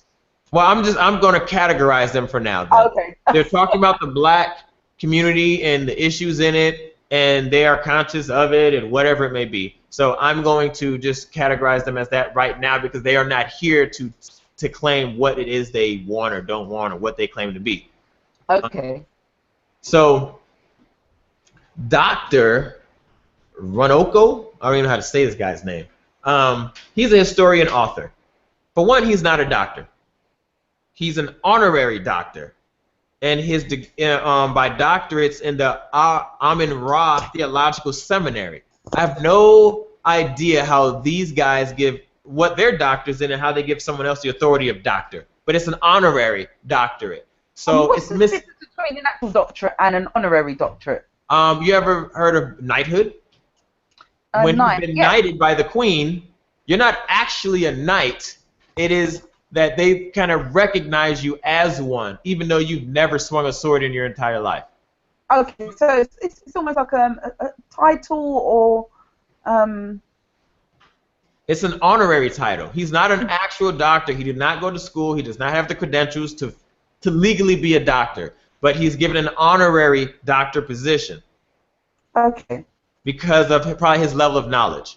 So his level of knowledge is not what's in question. It's the fact that he's a historian author. And what we'll see very quickly with all these people is that historians don't have the answers. But the solutions they give are very hypocritical if you pay attention. And I'm going to ask you if you realize what the pattern is before I just say what it is. So he's just so I'm going to call him Mr. Roku because he's not a doctor. And people using the guise of doctor to try to justify their position or their knowledge is something that is disingenuous, because a lot of times people complain about the history of a doctor and I mean the history of an education we receive, but they don't but you're using the term doctor to as a reason as to why your opinion is more valid than someone else's. While they may not say it, why else would you put the word doctor in front of your name? You know, that's not the only reason you would do it, because it's a term of respect. It's yes. But the thing is, as well, from my knowledge, my limited knowledge of honorary doctorates, is that it doesn't allow you to put doctor in front of your name. It's just it's just some kind of certificate. I didn't think it allowed you to put the word doctor before your name because it's honorary. Yeah, but if someone doesn't tell you it's an honorary position, it's misleading, and that's the problem I have. Yes. And that's the main problem I have with it. Okay. All right, next person. There's a lot of slides. I want to get through them. Yep. Okay. Michelle Alexander. She's on Hidden Colors 2. She's an associate professor, civil rights activist, and author. Now. And she wrote The New Jim Crow, Mass Incarceration of the Ages, whatever, colorblindness. Again, she was in Hidden Colors 2. She didn't offer any answers. But, you know, from a position of someone who has solutions or even has a valid opinion on how to solve anything, it's not there. She did not, remember, she did not offer a solution, so I'm not attacking her on that position. I'm just saying, as an author and a civil rights advocate, you're not in the correct position. And when we talk about civil rights, when I discovered the trick, that the wool that was pulled over my eyes, I was very upset. So we'll talk about civil rights in a second. Make a note. We're going to talk about civil rights right at the end of this. So next. Huh? Duly noted. Yes. All right. Mr. Jermaine Shoemaker. I will not call him doctor because I could find no evidence that he is a doctor. People believe and trust people without doing any research. And it's very dangerous to do so. In my line of work, I cannot take anything at face value because people could go to jail. So when I do my research, I must find an answer. Or if I can't, I have to play it safe, and I can't plan with that action. So I don't want to talk about, again, I didn't know anything about this guy before, only like a week or two ago. So let's make that very clear. But as I've learned more about him, I've seen a lot. He got a bunch of YouTube videos, a bunch of stuff. Mr. Jermaine Shoemaker, from my research, that's what his real name is. He is not qualified to talk about anything in the black community. Of the things that I've heard him talk about, I've seen him on the Breakfast Club talking in certain clips. I've seen him talking to other people. He makes a lot of claims. You know, he's a psychiatrist, a psychologist. And psychologists in general are not qualified to solve many of the many issues that people are talking about in the black community. And because of this, you know, my conclusion is that he's just simply not qualified. He does a lot of videos. He talks about a lot of subjects that he's clearly not qualified to talk about. I know because I would say I am qualified to talk about them, and that has been validated, that my ability to talk about them from people who are actual professionals in those fields. For example, economics. He is not qualified on any level to talk about economics. I've heard him speak on a subject, and he has no idea what he's talking about. I've had CPAs and financial advisors tell me that I am very well educated in the area of finance because I have businesses, and I had to teach myself everything. So you can't run a business on assumptions. You need to know. And when you don't have money, you better have time to research and know it yourself because you can't afford to pay a consultant. So I took years and took college courses just to make sure I knew what the heck I was talking about for the sake of running a business.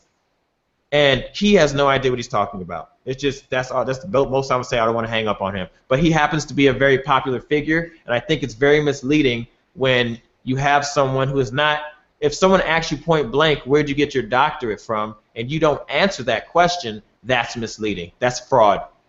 And then he has a thing where he's trying to build a school. Oh, you can't really use it to qualify yourself, and then people ask you, okay, where you got it from, then say, well, I'm not telling you.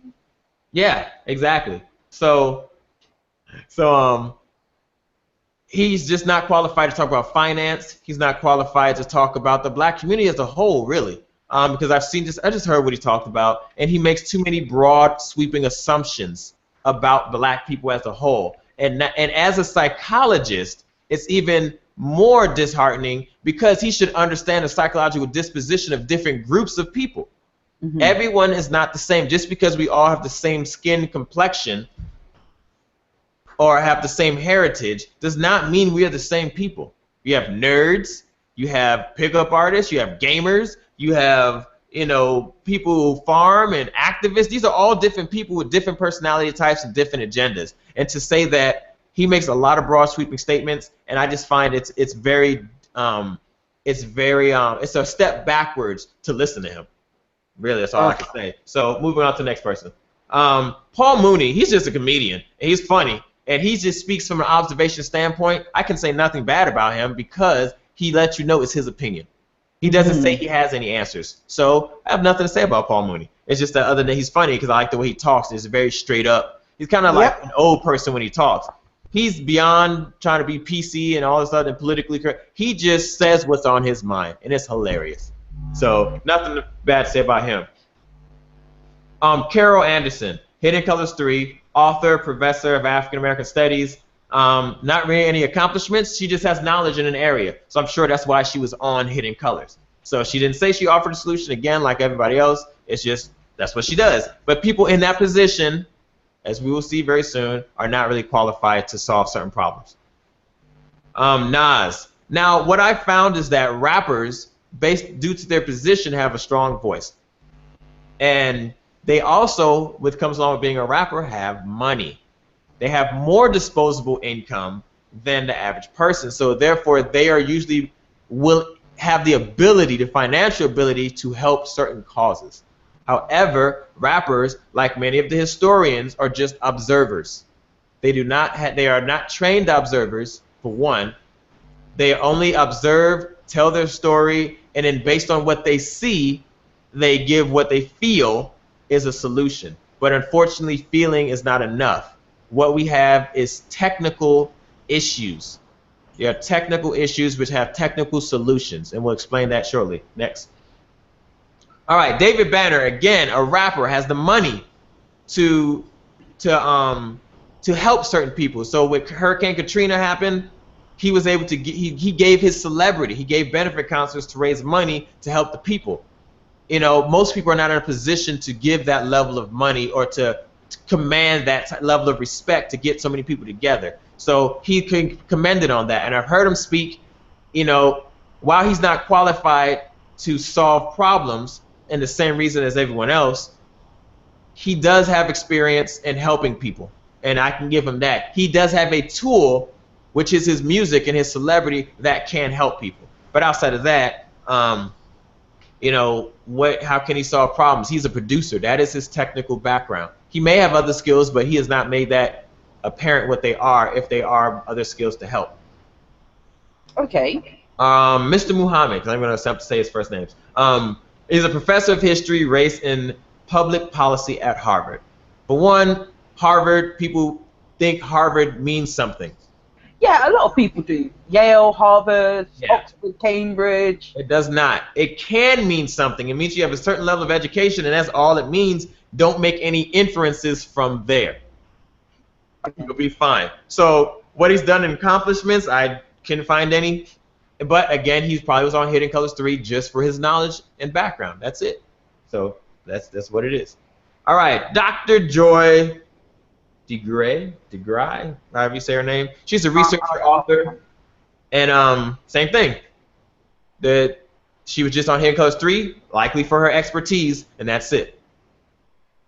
George Fraser, he's a CEO of FraserNet, and he's the founder of the world's largest black network organization. Ooh. Based in Cleveland. Yeah, exactly. Look how large the organization is, and we don't even know who he is. I never heard of this guy before then. Huh? Exactly. Yeah, I don't know. I have a clue who this guy is. He had the Volunteer of the Year award from the United Negro College Fund. So Okay. now we're going to talk about college and education again because that's what I'm building up to and why that's not the answer. But we'll get there. So the next person, Dick Gregory. Dick Gregory was a strange guy. He's got a strange character. Yeah, he's a strange character. So I've seen his videos on YouTube, and I see this old guy. So we have this weird affinity to our elders, and he looks like an elder. So we're gonna put him in that category. And he's a comedian, civil rights activist, and but some of the titles on these YouTube videos, I ain't got a clue what this guy is talking about. I'm like, who is he?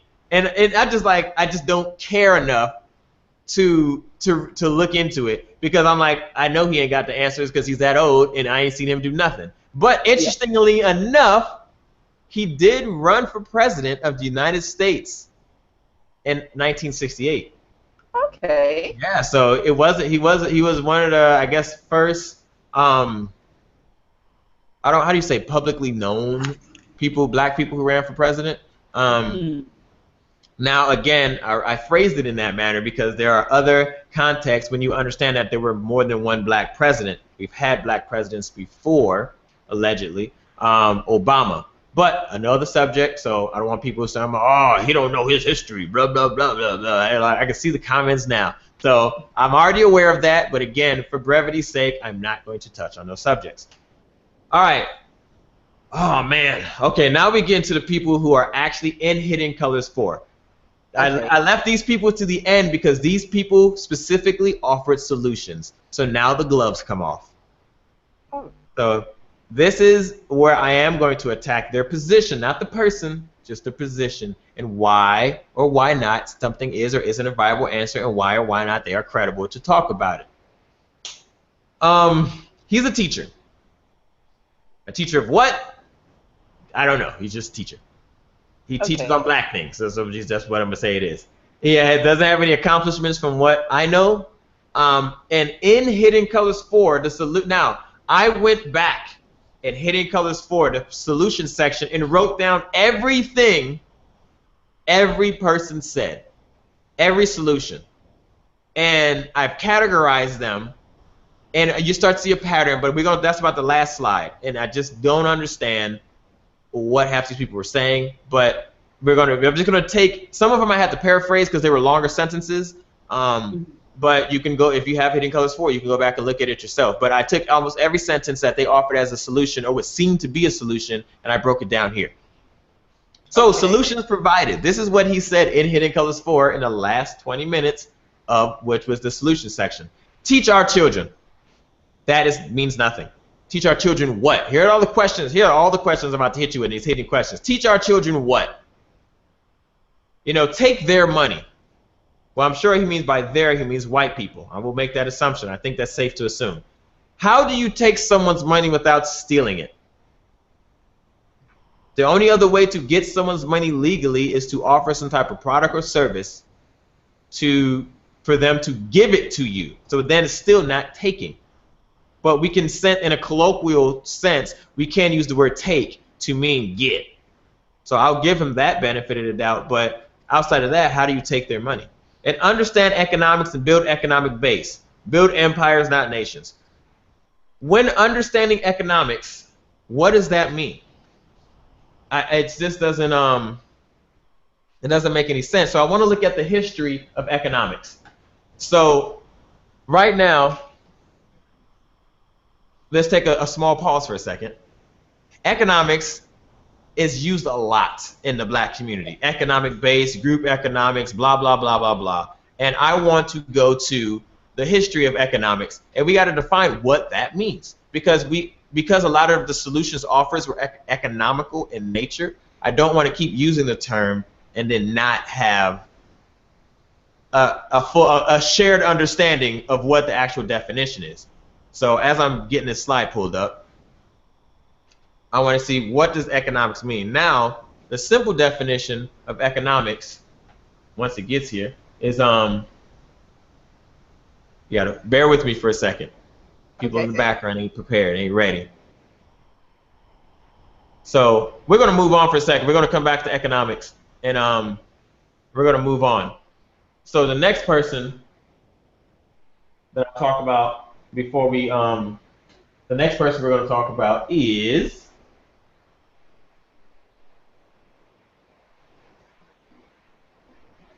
Tony Browder. Now, Tony Browder, he's a historian, author, publisher. He's founder and director of the IKG Cultural Resource and has devoted 30 years to researching ancient Egyptian history, science, and philosophy. That's his accomplishment. I don't know how ancient Egyptian history is going to help us right now. Now, I can see how that knowledge can help us, but how it will help the current situation, I can't see. So what solutions did he provide? Now, this got to be one of the strangest ones because I didn't understand what he was saying. He was saying, wait for the black goddess. Okay, which one? He said we're entering the era of the black goddess.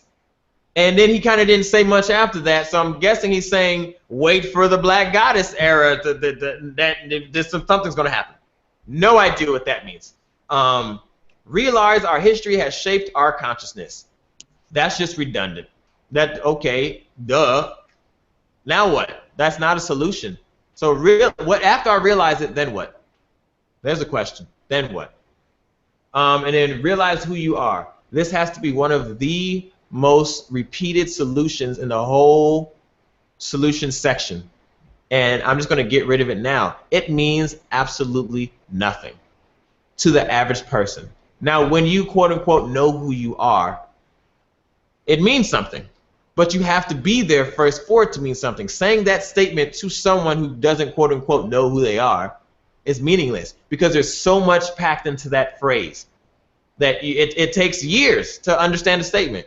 So it means it's a meaningless statement as a solution, and it's not a solution in and of itself. Knowing who you are, whether you do or don't, means nothing because I'm going to assume he knows who he is, but for the fact that he made that statement. And because of that, what has he done to solve problems in the black community? Mm-hmm. There's nothing there. Okay. So I want to say that means nothing. Say it again. I said it's evident based on your side that he hasn't done anything. Exactly. So Wait for the goddess. Wait for the goddess. I don't know what that means. So next you have Professor James Small. Now, these solutions were so vague and they're meaningless. Recognize the laws of nature, kill or be killed. And that what I do with that? Gain control of the education of our children. Okay, that's good. And then do what? What do we teach them? Goes right back to educate our children, what the other guy said. Yes. Now that we have the control, we always said we've never relinquished control of the education of our children. So that statement alone is making a lot of assumptions about what he believes our power is.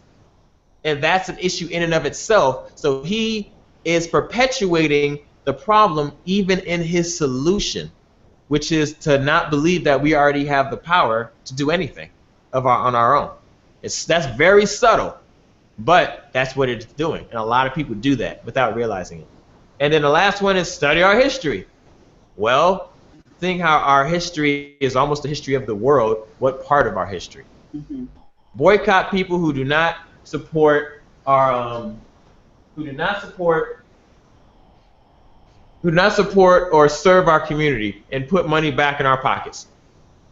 Well, there is some merit to that, but how do you organize a boycott without a community? And if you had a community that could organize a boycott, then we don't need to be sitting here talking because you probably resolve most of the issues. The catch-22 situation. So No, it's whatever. Now, Phil Valentine. I think he's supposed to be a doctor, but again, it's one of those things. I ain't putting it up there. I couldn't find anything on it, brother. It could be there, but it's just not there right now. So he's a founder, director, and pastor of a temple of the healing spirit. No accomplishments that I can find so far. And his response to a solution was to separate ourselves from political parties. So all I can take that as is don't be Democrat and don't be Republican. Stop engaging. I'm going to go even further and stretch and say they saying stop engaging in that conversation. And, you know, solution is a solution regardless of where it came from. So that's the best I can say about that, brother. Okay. Dr. Patrice Newton. Now, she is a psychiatrist, and she hasn't really accomplished anything, which is, so in qualification, she's giving us solutions, but if you had a solution, what have you tried to do to solve the problem? So you go back to, now she said go back to competitive farming or farm co-ops. Now, that is a viable solution. Even though it's still vague, the idea is well known enough that it wouldn't be too hard for someone to say, okay, let's do that, and then start doing some Googling and figure it out. So she's one of the most non-vague solutions. Stop physically and sexually abusing our children. So I'm not sure, I'm guessing by the way she phrased it, she's talking about the black community itself, that we in and of ourselves are physically and sexually abusing our children. I guess I can see merit in that. And obviously that is a problem in the community that I am aware of, so I know what she's attempting to say. But how does that help us overall? Let's say there was no sexual abuse or physical abuse. We're still in the same position. Now, obviously it has a ripple effect of you have people that are growing up without these issues, which affect our relationship structures and our family structures, which affect our community structures. So I can go with that, but it's still so vague. It doesn't give us the next step, how that's going to help us. Condition to youth to know who they are. Don't let others define us. Again, I can work with that because she's okay. She's kind of getting to a solution. She gets into it in the right direction. She kind of gets in. She doesn't mention school, so I'm not going to make that assumption. But she's talking about educating our own children. It's kind of like the first guy said. So it's in that same vein. And then the last one she did is you have to defend by any means necessary our children and our nation. And I categorize that as a call to violence. Not necessarily, I don't think she's saying be violent, but when you say any means necessary, that ultimately is violence. Which I'm not saying is good or bad. I don't have a problem with violence. But I'm saying as a solution, I don't think it's a viable solution. Violence is not. Violence can help, and it has helped. And every revolution almost every revolution that I can think of has been bloody. There's always violence involved somewhere. Violence is a part of what we are as human beings. And it's how we get things resolved. Society in and of itself is an experiment, and I don't think people understand that. But, well, we're not going to touch on that subject. Okay. Jennifer Tosh. I think that's how you say her name. She's a head coach she is a CEO of Black Heritage Tours and a historian. Her accomplishments, she's the founder of Black Heritage Tours, an organization dedicated to educating blacks on hidden history, which I think is very much in the vein of why she is on Hidden Colors. However, our hidden history is not going to help us. It's not the solution right now. So it's not qualified to give any solutions, because her solutions, as the people before her, are know who you are. Meaningless. Know where you come from, and then be clear where you're going. That means nothing. It's so vague. It's almost a point of annoying. So it's just, I don't know why these people say these things. Eric Shepard. Now, he hasn't really done anything other than to walk over or burn a black flag or something to the best of my ability. And he's just someone that is on Hidden Colors, and that's pretty much all I could find. And now his solutions were in the same line of Dr. Newton, Patrice, I think it's Dr. Newton, but Okay. you know, less something. I'm just going to say that, less something. I don't know what it is, less of. So he was saying, I put militarize your farmers because he was saying we have to defend our food. We have to grow and defend our food. So defend means to stop anyone from doing anything with it. So I guess one aspect of that would be physically defending your food. And that could be deemed, I can construe that as a call to violence, which again, I have no problem with violence. Or it could be legally, he could be talking about on a legal standpoint or a whatever standpoint. He was very vague, which is again the problem. I don't want to draw inferences from what you said, I want to know what you mean. Learn to work with your hands, grow your own food, fetch your own water. When he said fetch your own water, I was lost because we just turn on the water. Yeah. We don't have, this ain't Africa. So I think he's confusing who the audience is of Hidden Colors. Because people in Africa who got to fetch their own water likely has never seen or heard of Hidden Colors. So I was confused. And then the last one, oh no, he said, and pull your needs from nature. Which goes back to the same vein of grow your own food, which is what he said earlier. So it's whatever. Now, Dr. Wilson, when you hear her solution and you see the word doctor, we make a lot of assumptions. But when you find out that she's a doctor of quantitative research on the hip-hop generation, you're not qualified to talk about anything other than something in hip-hop. That's it. Hip-hop has violence. It's a part of the black community. You can look at it as a community on that level. But hip-hop is a musical community. It's about artists and music and expression. It talks about the community we live and grow in. But it's when you put the word doctor in front of your name and you don't disclose to us what you're a doctor of, it is misleading. And that's what I don't like about this. When you put doctor and don't say what you're a doctor of. Obviously, she may have said that in the beginning. The film could have been edited. As a filmmaker, I understand how editing works. But that's still on the producer then to say what they're a doctor of. That's in your lower thirds. It should be right there. So she's the founding director of Hip Hop 2020 Cultural Project. And her solution is find out who you are. Again, vague. See the world. Now, if we are economically deprived, where do I have the money to go travel around the world?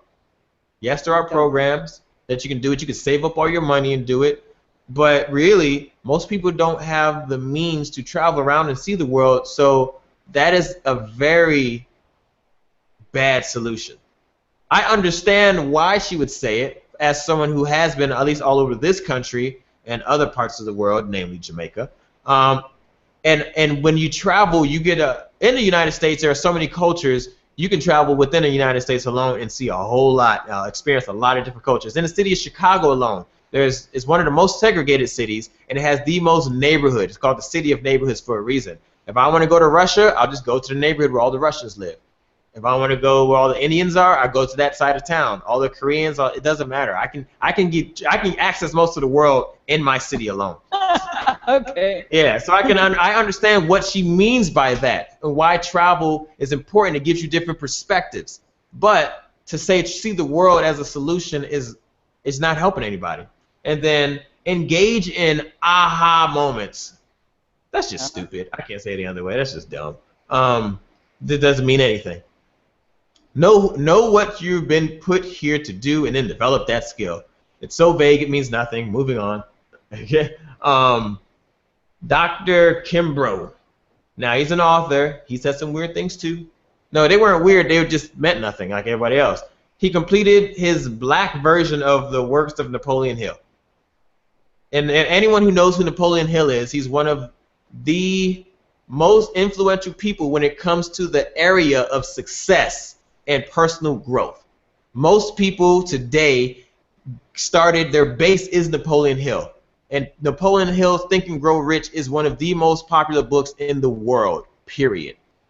So I'm guessing he made a black version of it, but therein lies the problem of us perpetuating a narrative that success, we have to have black success. So what does that mean? because that's what he is implying. What is black success? I wouldn't know what that was. Exactly. But I think a lot of black people equate their success based on European success. So basically, it's the same thing. So why would you need a black version of it? Exactly. Success is success. That's what it comes down to. Now you have people say you have to define success, blah, blah, blah. But when he's talking to Napoleon Hill, Think and Grow Rich, and Napoleon Hill had more worse than just Think and Grow Rich. But you're talking about economic success. So again, get very specific when we're talking about the types of solutions you're offering. What are you offering? And I can tell you now, I've been rich, I've been poor, I've been homeless, I've made $100,000 a year. I've been on both sides of the equation. Most people don't understand that. I've been both sides. Money is not the solution. I'll tell you that right now. It helps tremendously. I get that. But it's not the solution. And we'll get to that in a second when we talk about the solutions. Okay. All right. I just gotta laugh at this guy. Dr. Africa. You'll find out why I'm laughing in a second. So he's a master health consultant. And we've all seen the people who talk about health and spirituality. So it's just what it is. And I'm not saying anything's wrong with the information he's saying, but the solutions he offered clearly shows that you're not qualified to offer any solutions. Though the knowledge he has, if he learned how to structure it properly and present it in the proper light, is actually a solution. But I digress. He Okay. he said, oh, you guys can see this on the screen. He said, use drug addicts and alcoholics. And they can find the best crackhead and alcoholics and organize them. He said they can make a great Molotov cocktail. And a Molotov cocktail, for those who don't know, is that bottle with a flame in it. That you throw it, it's a makeshift flame, a napalm grenade. And the question that comes to mind immediately is, one, why am I associating with crackheads or alcoholics that would make a Molotov cocktail? Mm-hmm. Who are they throwing it at? And why are they throwing it at anybody? So there's so many questions I have for him that I can't ask him. What the hell does he mean by that? Self-educate. On what? Education is a vast area. Self-educate on what? I can assume you mean your history, but again, as we said before, it means nothing. And then militarize your computer to be a weapon. Think militarily. What does that mean? How do you make your computer a weapon? I don't know. I really don't know. That's a very good question. And it just makes no sense what that means. So, and the thing is as well, when you look at his history, he's not like an IT expert, so it's not like you can go to him and he can make sense of that statement, because he clearly doesn't have an IT background to further talk about how to do that. So when you talk, what are you trying to? If I just go down a slippery slope, I'm going to allow myself the license to go down a slippery slope of logic real quick. If you want us to militarize our computers, the only way to do that is to become hackers. In which sense, then you are saying that hacktivism, which is the form of using hacking as a form of activism, is the answer to our problems. And not knowing yourself. And when you talk about education, then, that means you're talking about computer science as a education, not necessarily our history. That can be inferred from what he said. So it's just, I don't know. It was just a strange one. Next. Now, okay. Dr. Robin Walker was actually at your event. Yes. And I heard him speak when the people asked him the questions. And Dr. Robin Walker is an author. Is he? No, he's Robin Walker. I'm sure if he's a doctor. He's an author. No, is he a doctor? No, he's not a doctor. He's not a doctor. Okay, that's why he's not up there. No. He's an author and historian. Yes, author / most authors means historians. That's not put up there. In terms of accomplishments, he's done nothing. But his solution that he offered, they kind of gave him a small spot in the film. He didn't speak that much in the film, surprisingly. But a few people didn't speak that much. Whatever reasons, the producer did that. He says, get serious about business, entrepreneurship, and residual income streams. Learn to pass wealth to the next generation and instruct the next generation to do the same. Now, here's the problem I have with everyone who has offered a solution, just as this one. If that is the solution, why haven't you done it? Where are you getting serious about business, entrepreneurship, and residual income? How do you pass information, generational wealth? Why don't you have that knowledge to tell us? Because you said it's a solution. So everyone offering a solution is in some way a hypocrite without realizing it. It's not like that's intent, but it's very easy to do hypocritical things. So it's just not a solution. And I say Robin Walker, again, is not qualified to offer a solution to the black community because of his position and clearly his answers. Because what his answer says is get rich or die trying. That's 50 Cent title. It's just get rich. He's telling me to get rich and take my wealth and pass it on to my children. But do you know how many books there are on how to get rich? And you offer that as a solution to me when I can literally go find 100 books right now on how to get rich. That is not a solution. It is too vague. Okay. Dr. Boyce Watkins. I've seen him on YouTube. I seen him talk to Damon Dash and a few other people, and he's always got his face right there in the camera. I've never listened to. I've listened to him because at the moment I was listening to Damon Dash. Sometimes I follow people just to get their philosophy. And he popped up. That's the first time I've ever seen him. So outside of that, I didn't know who he was, and I didn't plan on following him. And then I saw him in Hidden Colors 4. I was like, oh, it's the same guy. So he's an economics. I can't speak right now. He's an economist and a political analyst. He's the founder of the Your Black World Coalition and the co-founder of the Watkins Media Group. Both organizations collectively reach more than 6 million readers per month. So now this brother has an audience, which is very powerful in today's digital world. That's why everyone's always trying to get likes and followers, and that's their whole thing, because it's social power. In the world of pickup artists, it's called social proofing. But that's another part of my history. We ain't going to get there. So the solutions he offered, surprisingly, out of what his background is love, support, and empower ourselves, which means nothing. Support how? Empowerment how? What do you mean by that? And liberate yourself economically and educationally, and then liberate others. So first, learn about. Say it again. We should run into the woods, set up a tent, forget about the economic system, and just live off the grid. Well, that's the only way you can liberate yourself economically. Yeah, I don't. That is the way to do it. There is a way to do it, and we will discuss that in part of these solutions. I'm gonna break down these other solutions real quick. But there's some merit to that, but I don't think that was his intent in saying it. Okay. So even though he's an economist and a political analyst, none of his solutions are in that area. It doesn't mean that you have to be. It doesn't mean that by a long shot. But his solutions are just as vague as everybody else's. Okay. Educate yourself about money. So everyone is saying get rich.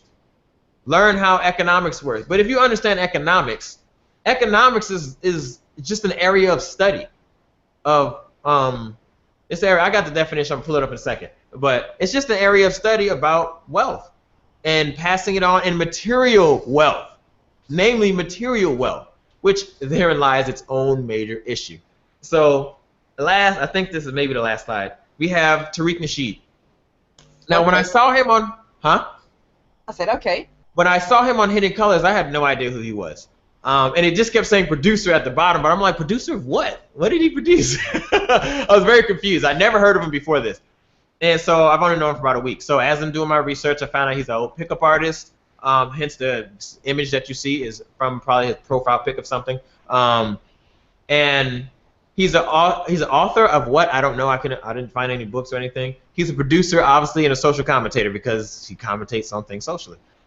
He has no accomplishments. And it's very hypocritical to have a solution, a Hidden Colors series, which I think people enjoy the Hidden Colors series. So I don't think the Hidden Colors series in and of itself is he could argue that that's what he gave. That's his accomplishment. That's what he gave people, was to facilitate a conversation. So Yeah. I can give him that. No, that's there. But in terms of himself personally, outside of what I gave him, there's really nothing else there about helping the black community. And also, to be fair, he never said he was about helping the black community. I'm not about putting words in people's mouth. So it's hard to attack the brother on any level. His position, not him. I have nothing against the brother because I don't know him.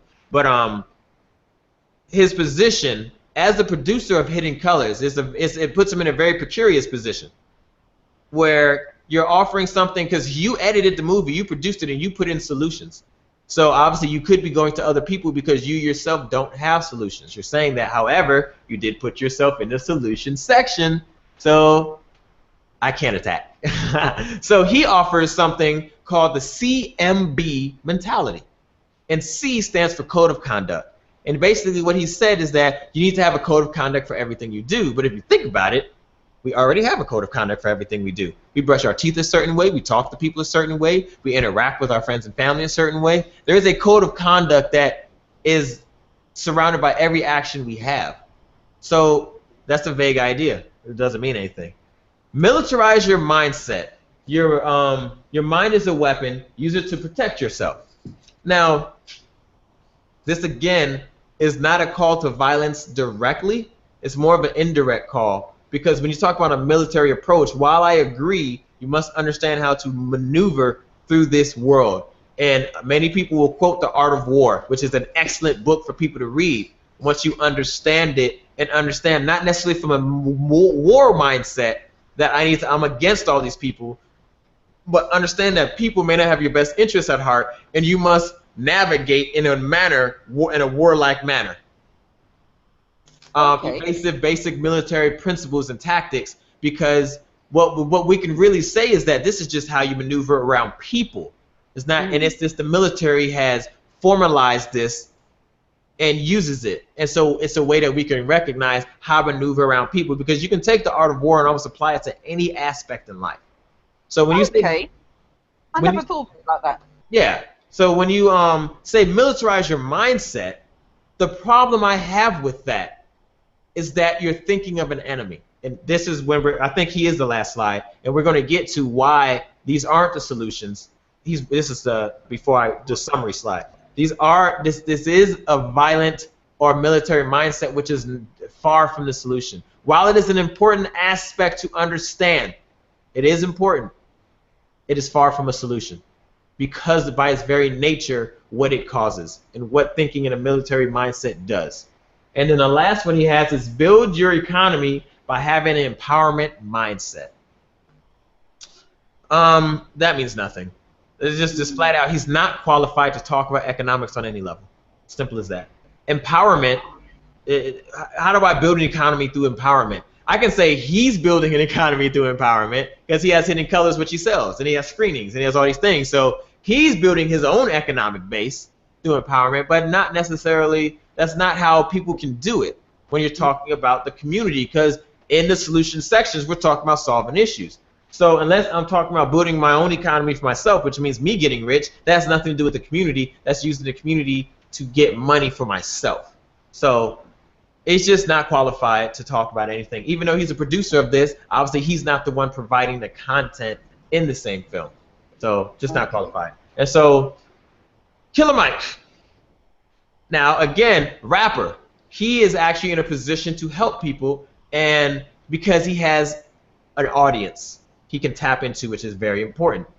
So Killer Mike, he has done the Black Banks Movement Challenge, and it has moved more than $800,000 in 5 days to get into these black banks. And I've seen on some Facebook pages and things like that that that is moving. However, I'm explaining at the end of this slide why that's not a solution. So he says get $1 million to get $1 million to give to 100 banks, and pick 1 to 3 banks, and everyone go put in $100, and 1 million people do that. So get 1 million people to give $100. Okay, that is the most specific example of all the examples so far. So I will give him that. Buy cheap houses and land, refurbish and rent them, start directing African American students to trade schools, steer away from college and into trade. Computer trad. I don't know what that means. Mostly a typo.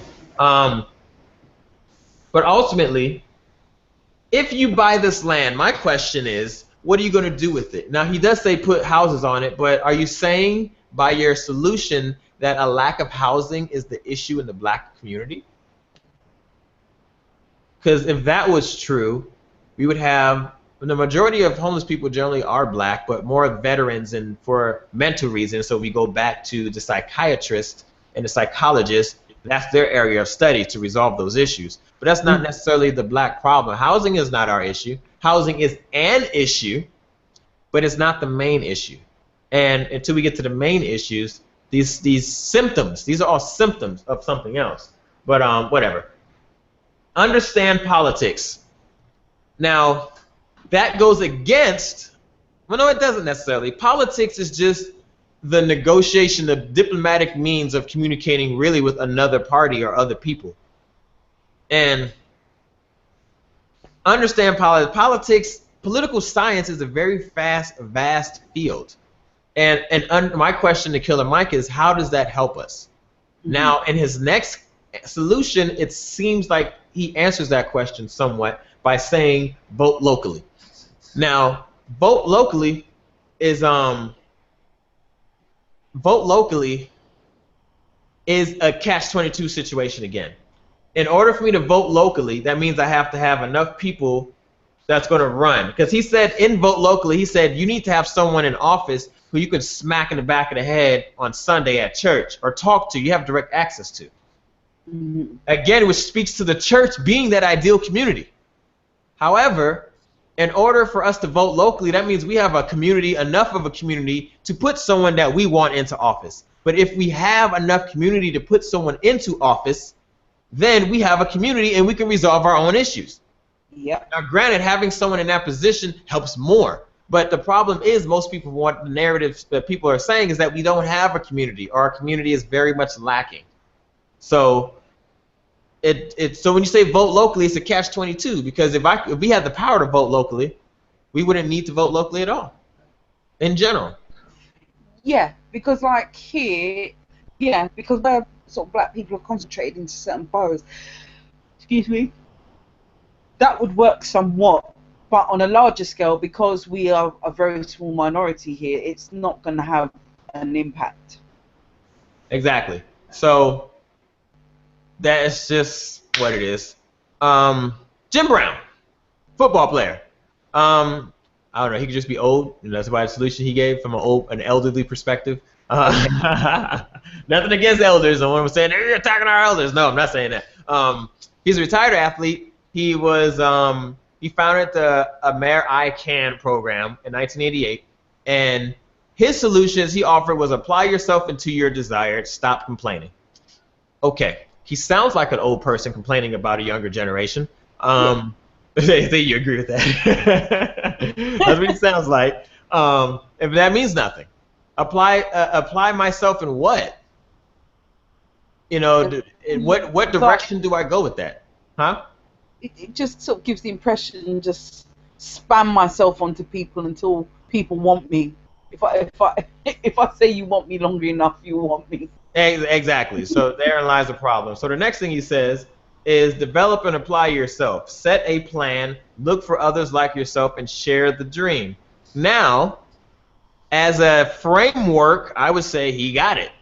That's a framework to get to a solution. But as a solution itself, you know, it's not like it's something unique he had because of his experience that no one else has not come up with already. It's still very vague and doesn't really get us, it gets us in the right direction. But the problem is we go back to what you talked about earlier with the preacher business guy, and he had a plan and he surrounded himself with other people, but the ego got in the way because he's looking to solve his problem, not the community's problems. Yeah. So out of the 31 people interviewed, and Hidden Colors 4. There were 31 people interviewed. No, it's all of Hidden Colors. Correction. all of Hidden Colors. There are 5 authors, 2 master teachers, 3 professors, 3 historians, 3 psychiatrists, psychologists, 1 activist, 1 anthropologist, 1 retired athlete, 1 master health consultant, 1 economist, 1 radio show host, 1 comedian, 1 researcher, 4 rappers, and 1 CEO and president of a company. I think there were 2, but that all those people, and out of all those people, even though we can only focus on, I think it was 17 at the end of Hidden Colors, then now we still don't have an answer, and therein lies the problem. There's still no answer to be had. And so what was the point of the solutions? So from here, I say, we have a certain, these solutions can be broken down into about 6 categories. And they were activism. No, you had agricultural. There's agricultural. There is military. There is economic, spiritual, and there's another one. I have a sheet. I'm trying to get it pulled up right now. And that's what all these things can be broken down into. And out of all of the solutions that were offered, many were just vague. So here's the breakdown. Okay. I gotta get everything pulled up on screen. You got people not doing their job. They make small adjustment, people. Let me get too bright over here. So many of those solutions were just what they were. So now that you've heard this breakdown, what are your thoughts about the solutions section now with more background, Sophia? My thoughts are, from a layman's perspective, is that really there were no solutions. There were indicators of things that we could possibly do, but nothing in terms of a roadmap like militarize your computer. Even if I wanted to do that, how would I do it? Who would I approach to militarize my computer? Yeah, there's a lot of things like that. So now that I get so now that I have this pulled up, let's break this down real quick. Okay. Hidden Colors 4. Now this is my document. So Hidden Colors 4 solution breakdown. When I went back, there were 51 total solutions offered. Out of those 51, 17 of them were unique.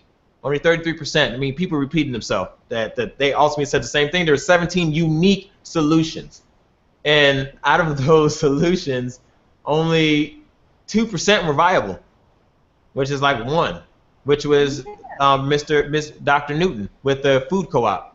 That was the most viable solution that it would actually have a major impact on the black community, and it's simple as that. And you see, like, if we scroll slightly, you got all these. These are the solutions. I'm talking. There's military, economic, educational, spiritual, agricultural, and then there were some that just made no sense. They were unclear. There was one political, and the other one was mentality. And then non-solutions, that they said something, it wasn't a solution at all. It made sense, but it was not. It's a non-solution. So from there, that's what the breakdown is. And the solutions, like I said, there's nothing there. There's no solutions offered. So now let's get into some actual solutions, because we've been building up. I mean, we're building up like crazy. We can want do some solutions. Give us the solutions. Stop talking. We're talking for hours. First, trustee. All right. So solutions. Now, as a trustee, I understand the world in a very different light than the average person. And I have to have a lot of skill sets to be an effective trustee. Okay. So a lot of what I talk about with people is a business mindset. And after we first define the community you're talking about, and then define very specifically the problems in that community, it's not then and only then can we actually move over to start solving a solution, to start finding a solution. And the solutions, after years and years, break down to really 3 things. Okay. The 3 F's. The 3 F's. That's it. Simple enough.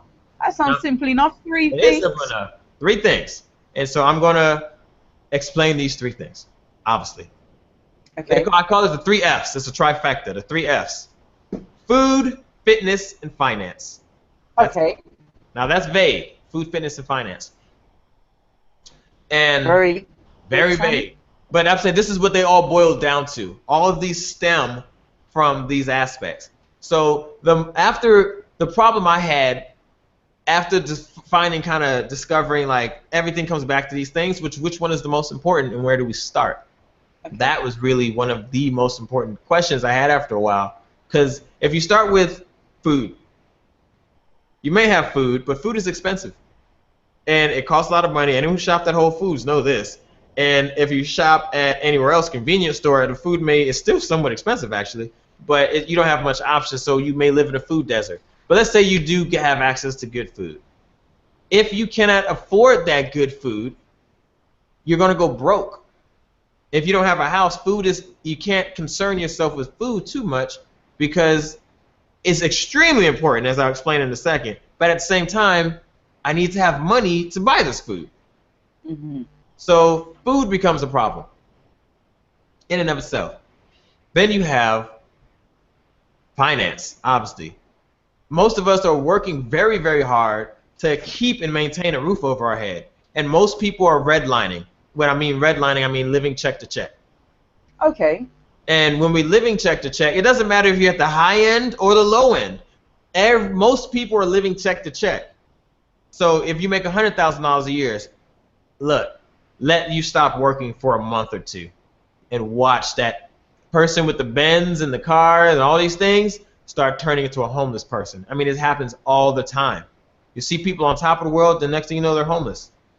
So everyone is redlining their finances. So you could say, well, financial education, that's what the people get to. Financial education is what we need. That's not it. It's just not it.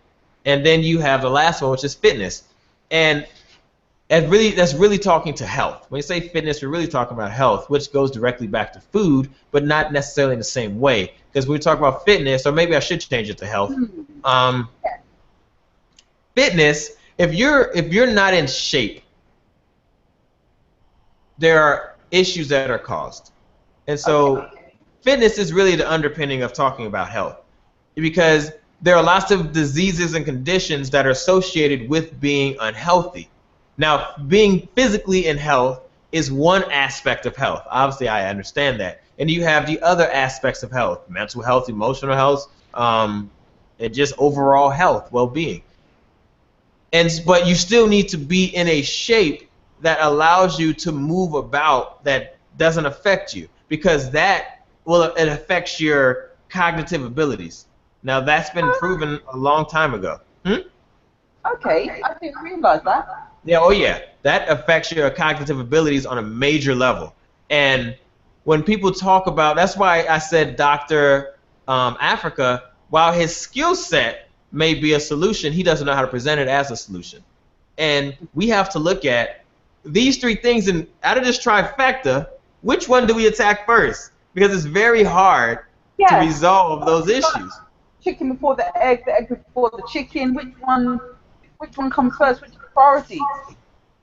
All right, so I got a document. I got a document pulled up. It's just one of my notes. So just looking at my notes, so I could try to explain this. So in here we have this trifecta: food, finance, and fitness. But the problem is not that which where to start is what's blocking us from the food, finance, and fitness. And one we've talked about already, which is ego and pride. And I'm going to show you how these three affect each other to stop us. Now, when you asked a question earlier, or one of the people in your audience from your Hidden Colors event asked a question earlier, which is why don't we help each other? Yes. Now, I'm avoiding making broad strokes, but if you look on a very subtle level, psychology is one of my favorite subjects. So while I don't have a quote-unquote degree in it, I understand it very well. At least I understand it enough. I'll say that. So you have ego. Ego is necessity. We understand that. So it's too much or an out-of-control ego.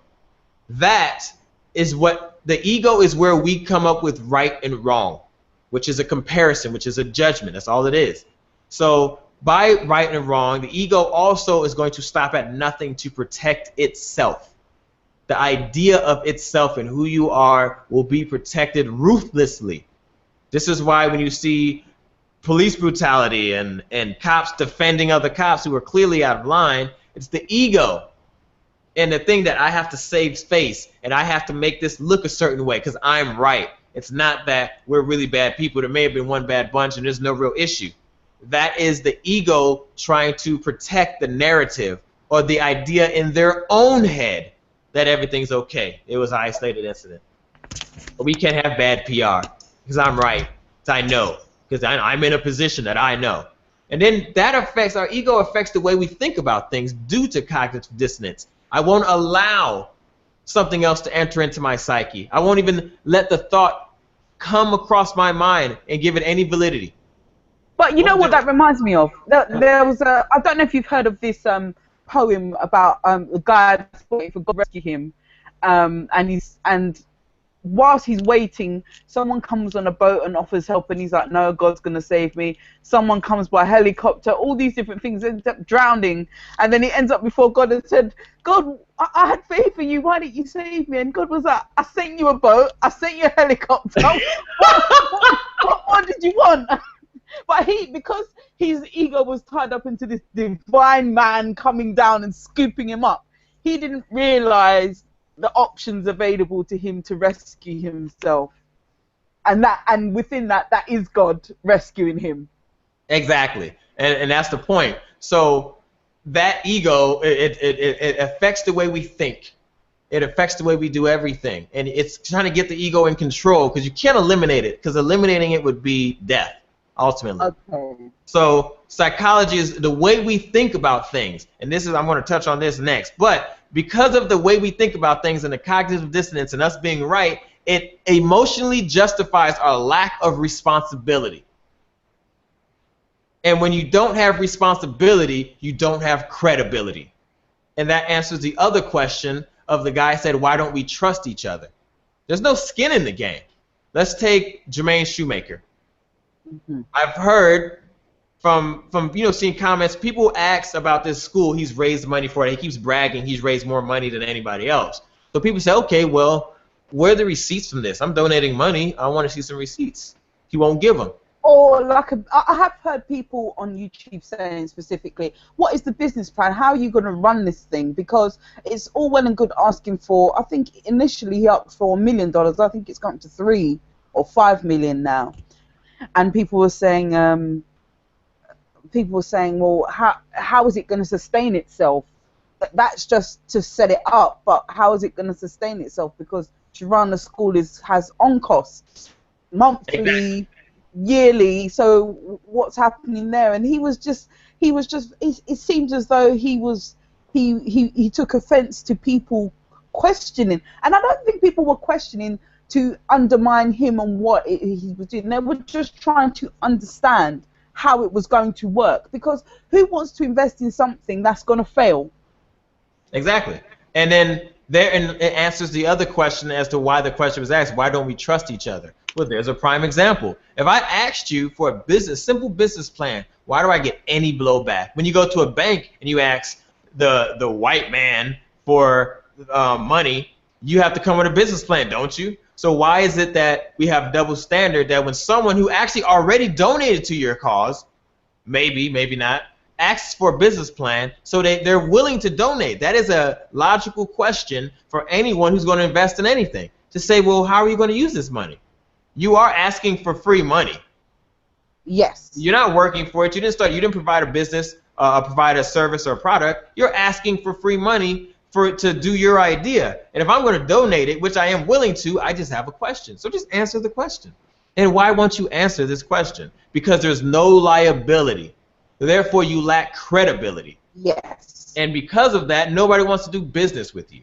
Some people will blindly just do it and say, oh, this is a great idea. But I need some liability on the table. I need to know that you got some skin in the game.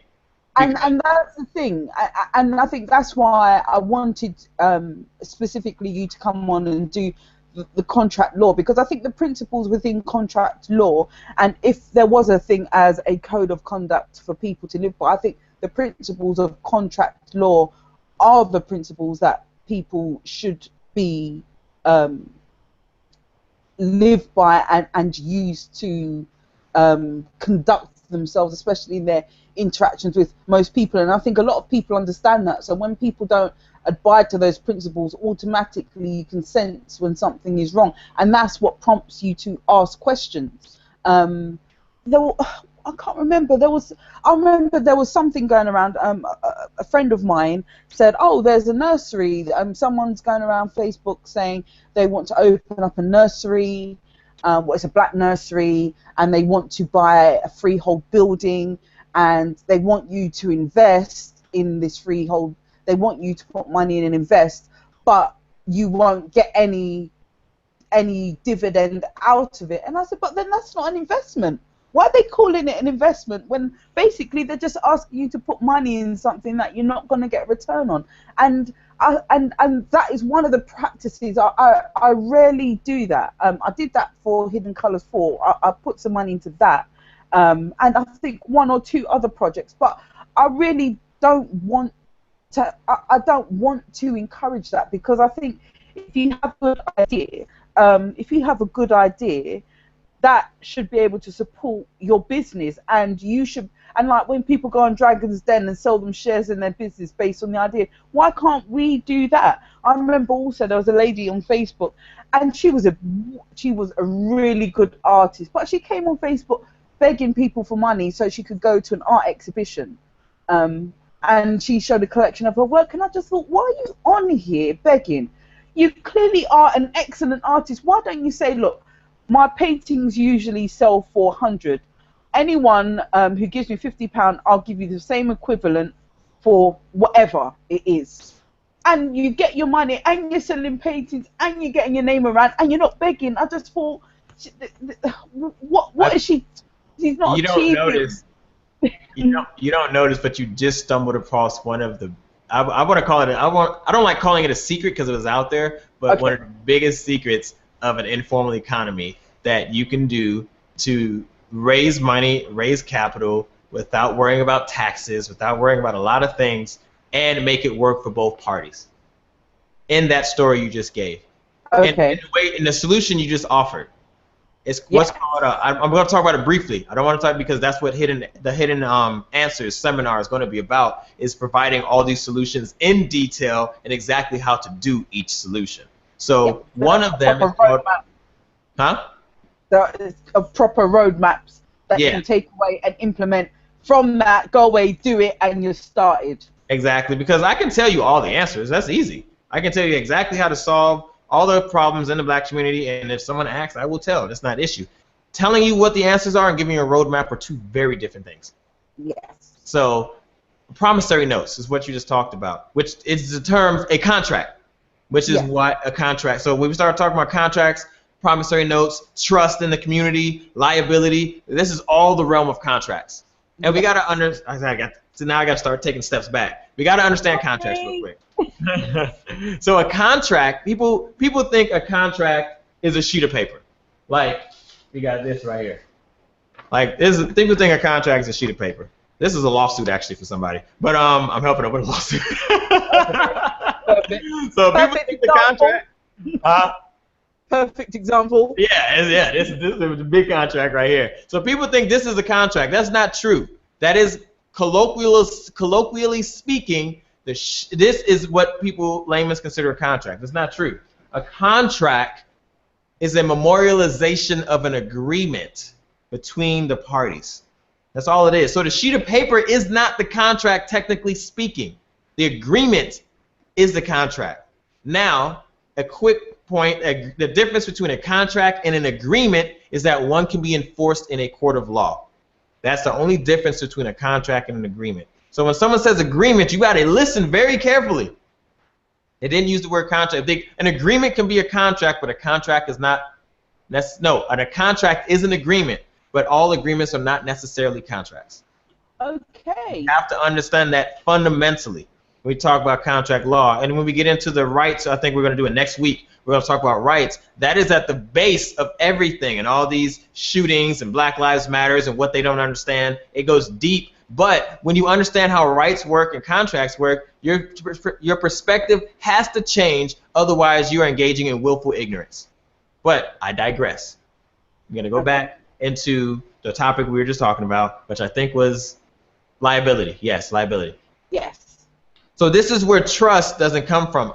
How can I trust you? There's only two ways I'm going to trust you. There's liability or you have reputation. Yes. And if you have both, even better. Because you know that a destruction of your reputation is liability by itself. Yes. And if you're physically saying that I will be responsible, you can sue me, put me in jail or whatever, I'm going to do this. This is what I'm about. I'll follow that person. But right now, no one's taking responsibility for much of the things they're doing. It's a lack of responsibility, which means understanding the liability. And that's what stops many people from accomplishing this trifecta. Before we can even get to the solutions of the trifecta, those three, that bigger trifecta, doesn't allow us to realize what's happening. So now we understand lack of responsibility, ego, and psychology. That is the limiting factor to getting to food, finance, and fitness. Fitness/health. Okay, that's the limiting factor. So how do we address the ego, the psychology, and psychology? Lack of responsibility. Yeah, yes, lack of responsibility. Because I would like, and that's the thing. Because when someone does take responsibility for things, and if you meet someone initially, their credibility, their reputation is like an unspoken currency. So if you have a bad reputation, and also you have no sense of responsibility, and I think there are ways people pick up on that, because when you deal with people who, like myself, I'm used to dealing with people who either are responsible or they have high credibility. So when people come within my sphere and they're not coming with a good reputation, either someone's not recommending that person to me, or when they're offering me things, certain words aren't being used within what they're offering, it automatically red flags go up in my mind. And I think, okay, what's your game? Exactly. So all those things have to be understood. But in order to get to the food, fitness, and finance, surprisingly, the answer is not as complicated as people are making it. See, what the problem is that I see is that people are attacking each symptom and providing a solution for it, and they're not getting at the root of the cause, which I just described as food, fitness, and finance. But how do you access this? Because no one else, I have not found anyone else who describes the trifecta, we'll just call it that for now, in totality as the issue, as a part of the three core issues in any community. Doesn't have to be. See, first problem that I find is that we put the word black in front of everything. And so when you do that, we have to go back to basic English grammar. When you put a word that modifies a noun, that's called an adjective. It has now modified the meaning of that noun also. So when you say we have community problems, or in brackets it would be black community problems, well, are our problems specifically black or just community problems in general? Well, it depends what other communities you're exposed to, because if you're not exposed to a lot of other communities, you're going to believe the problems that exist within the community that you're in are specifically problems within that community and not any others. And especially like when you look on the news and they're always sort of associating sort of black people with urban places and urban dress and whatnot, automatically when you see certain things, you almost just say, okay, yeah, that's a black issue. Crime, that's a black issue. Just black people committing crimes. Not. Here's why that is. I can't allow that as an excuse. It's not an excuse. No. Hold on. Let me explain myself. Not an excuse from your standpoint, not from the average person's. I agree with what you're saying from the average person's standpoint. But even then, I still can't allow it. Because, one, a lot of the people we look to offer solutions are doctors.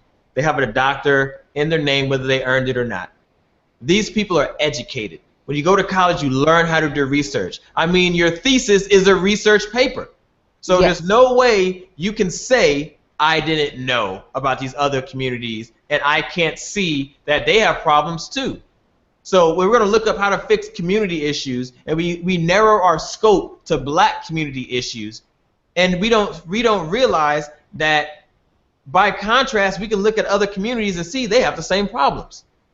There's no difference in the problems we have versus the problem anyone else has. And this is why over the years, a lot of black people come and find me after they hear me speak, kind of the reason you're here. And they resonate with that because they see my skin color. But in the end, a community problem is a community problem. And if we narrow our scope only to the black community, we lose out on many of the answers that are already out there. There are already communities that are very healthy and thriving. And because we say the black community, we lock it in here and think that only black people can provide a solution. Well, clearly they can't. We just researched 31 people, and they're all of the highest status education-wise, and we still don't have an answer. We found people that have the highest money, and we still ain't got an answer. And also, from what your research showed, it tended to be the rappers. It tended to be people without doctorates or degrees who were actually coming up with the more viable solutions. Exactly. And that's why I said in the beginning, your credentials don't mean much to me. Just because you're a doctor doesn't mean anything, because a lot of people who have provided solutions were not educated. So a good solution is a good solution. You don't have to have a doctorate or credentials. You could be some guy off the street. But do you have an actual solution? That doesn't stop anyone from doing research. And that's why I can't allow that as an excuse to say, we only know our own community. That's way far from being true, even for the normal person. So let's take it down from people with credentials to the average person. Do you have social media? Are you on social media? Do you watch TV? Have you ever seen a movie? There's no excuse. You know how other people live. So to think that if there are examples out there, like the Jewish community, that's a very popular community people talk about, they have their issues. However, we don't look at them because they have better PR than we do. We don't look at them and say, oh, here's these issues in the Jewish community. We look at how they thrive, how they work together, how they're business people. Whether that could be infamous or famous, it doesn't matter. The point is that we look at them with a sense of that is something I'd rather have than what we have now. They have a family unit. They have business units. They have economics. The way that their food is better. You know, it may not be the best, but it's better. Because it just comes into ignorance when it comes to food and how it works. But in the end, they're not black. Why you say, oh, they took from the black community and blah, blah. Come on, man. It's a point where we got to get over that. I'm not saying get rid of history by a long shot and not understand it, and not that it discounts anything. Not by a long shot. I don't want to see the internet blow up because they misunderstood what I just said. But I'm saying we're so busy looking in the past, history, that we can't see what's in front of us in the present to aim towards the future. I think a lot of people are looking in the past simply to find a solution for the present, if you get what I mean. They're trying to sort of pinpoint, where did we go wrong? What's happened? And see, the thing is, we're in the information age. We have all the answers you could ever want if you do some basic research. It boggles me to this day why people can't do a simple Google search. I have people call me because they know I have the answer. But yeah. I'm like, Google it. How do you think I got the answer? Just Google it. And do some reading. Do more than just click on the first page and say, I will go in 60 pages deep. When you ever seen a Google, you know how it has the 9 zeros? Yep. And mine says 60, 61, 62, and I will hunt until I find the answer. Which brings me to my next point. Most people don't actually want an answer. Because when you want an answer, you will sacrifice to get it. And a long time, when I first started my journey, I heard someone say, if you want answers, you must be prepared to sacrifice. And I was like, what does that mean? What is this guy talking about? Yeah, 10 years later, I understand exactly what he's talking about. I mean, like, here's one of the stories I was talking about earlier that wasn't relevant then, but it's relevant now. I was attacked by the IRS. Now, I don't know if the infamous nature of the IRS is known in the UK, but it seems to be known all over the world. Those guys will go anywhere in the world to collect money. And do they? Oh yeah, the IRS is grave. No, IRS. I thought it was just in America. They stayed there. No, no, they are serious when it comes to collecting money that belongs to the United States or the powers that be or whatever you want to call them.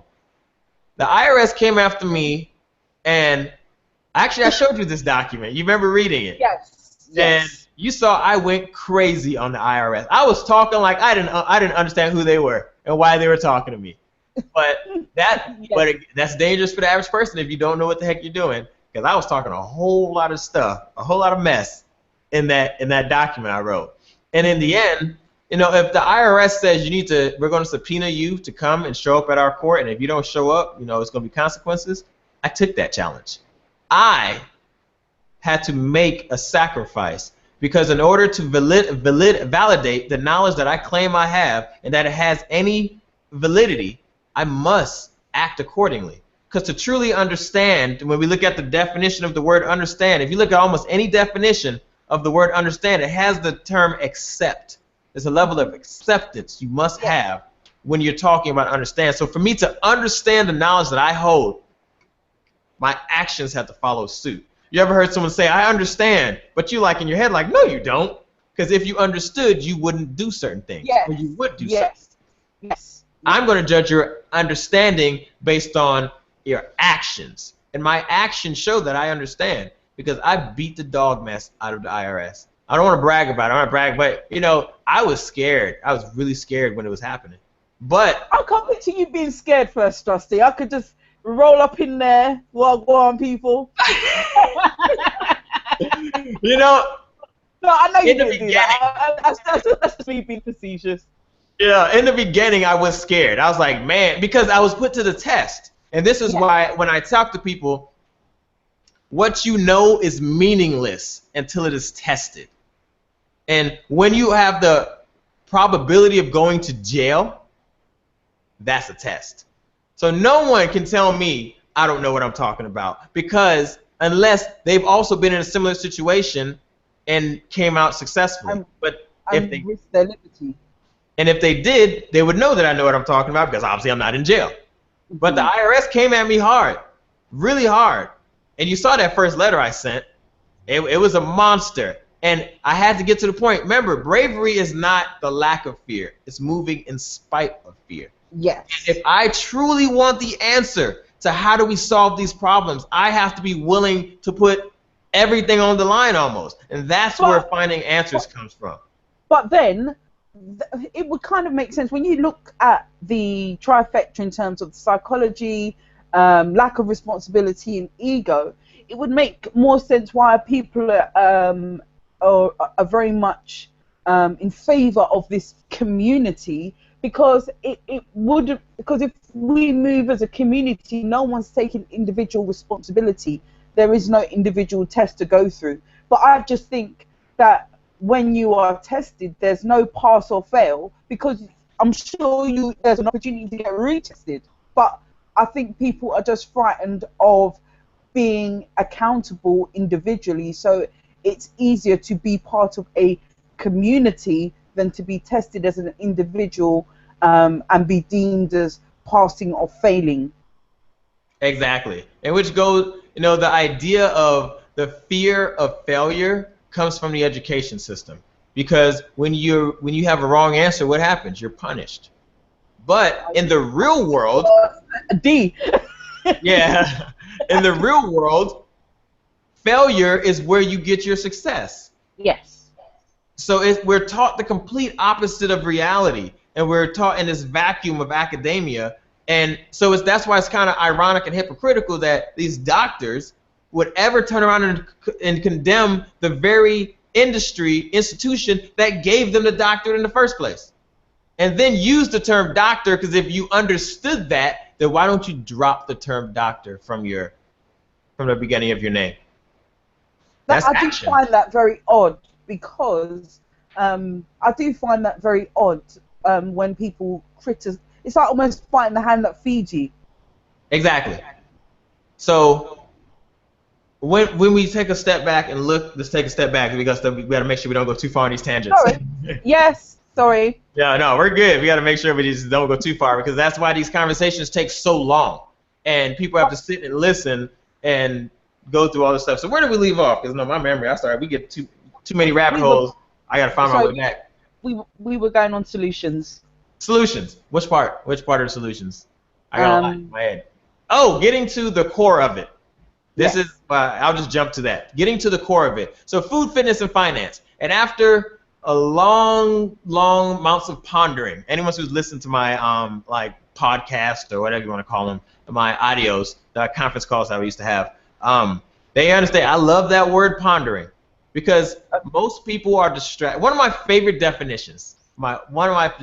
Definitions. You have people have favorite music. I have favorite definitions. One of my favorite definitions is the word entertain. And the reason entertain is one of my favorite definitions because to entertain means to distract. It's like, but that's not a complete thought, really. To distract from what is the question.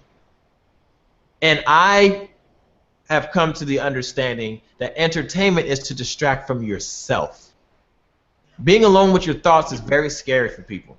They tend to run from it like crazy, and I run to it because what I found is that most of the answers I've ever sought was always within me.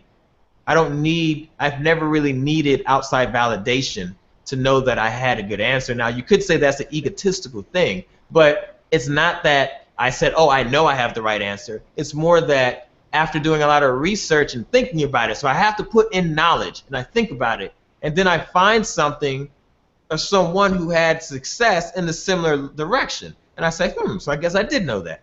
But I guess more when I say I've always found the answer is more in a relationship standpoint, which is my relationship to people. You kind of know when something, now, I don't like using these terms because I don't believe in them because of the context and nature of what they suggest, which is the terms right and wrong. Okay. Right and wrong. So you kind of know in yourself what's right and wrong, not overall morality-wise, but if I did an action to somebody that, you know what, that was really messed up. I could have treated that person better. Yes. So, my camera just disappear on people? Yeah, I thought a slide was coming up or something. Yeah, exactly. I don't know what the slide's coming up. We'll get to that in a second. It's not an issue. Okay. So we just gotta look at my bubble for a second. So what happened is that when we have to, I lost my train of thought. Work with me. I don't want to start babbling. What was the last thing we were talking about? Camera issue threw me off. We were getting on to we're talking about entertainment. My favorite definition. Yes. So entertainment is this reason. So when we look at solutions and we look at everything, first we can't come up with a viable solution because we're so distracted. You know how much production it takes to produce a seminar or a webinar to make sure it's entertaining enough to get the attention of people. It's too much. If you want knowledge, you got to get past being entertained. And a lot of people know this, and they say, hey, in order for me to view what you're talking about, I need to be entertained.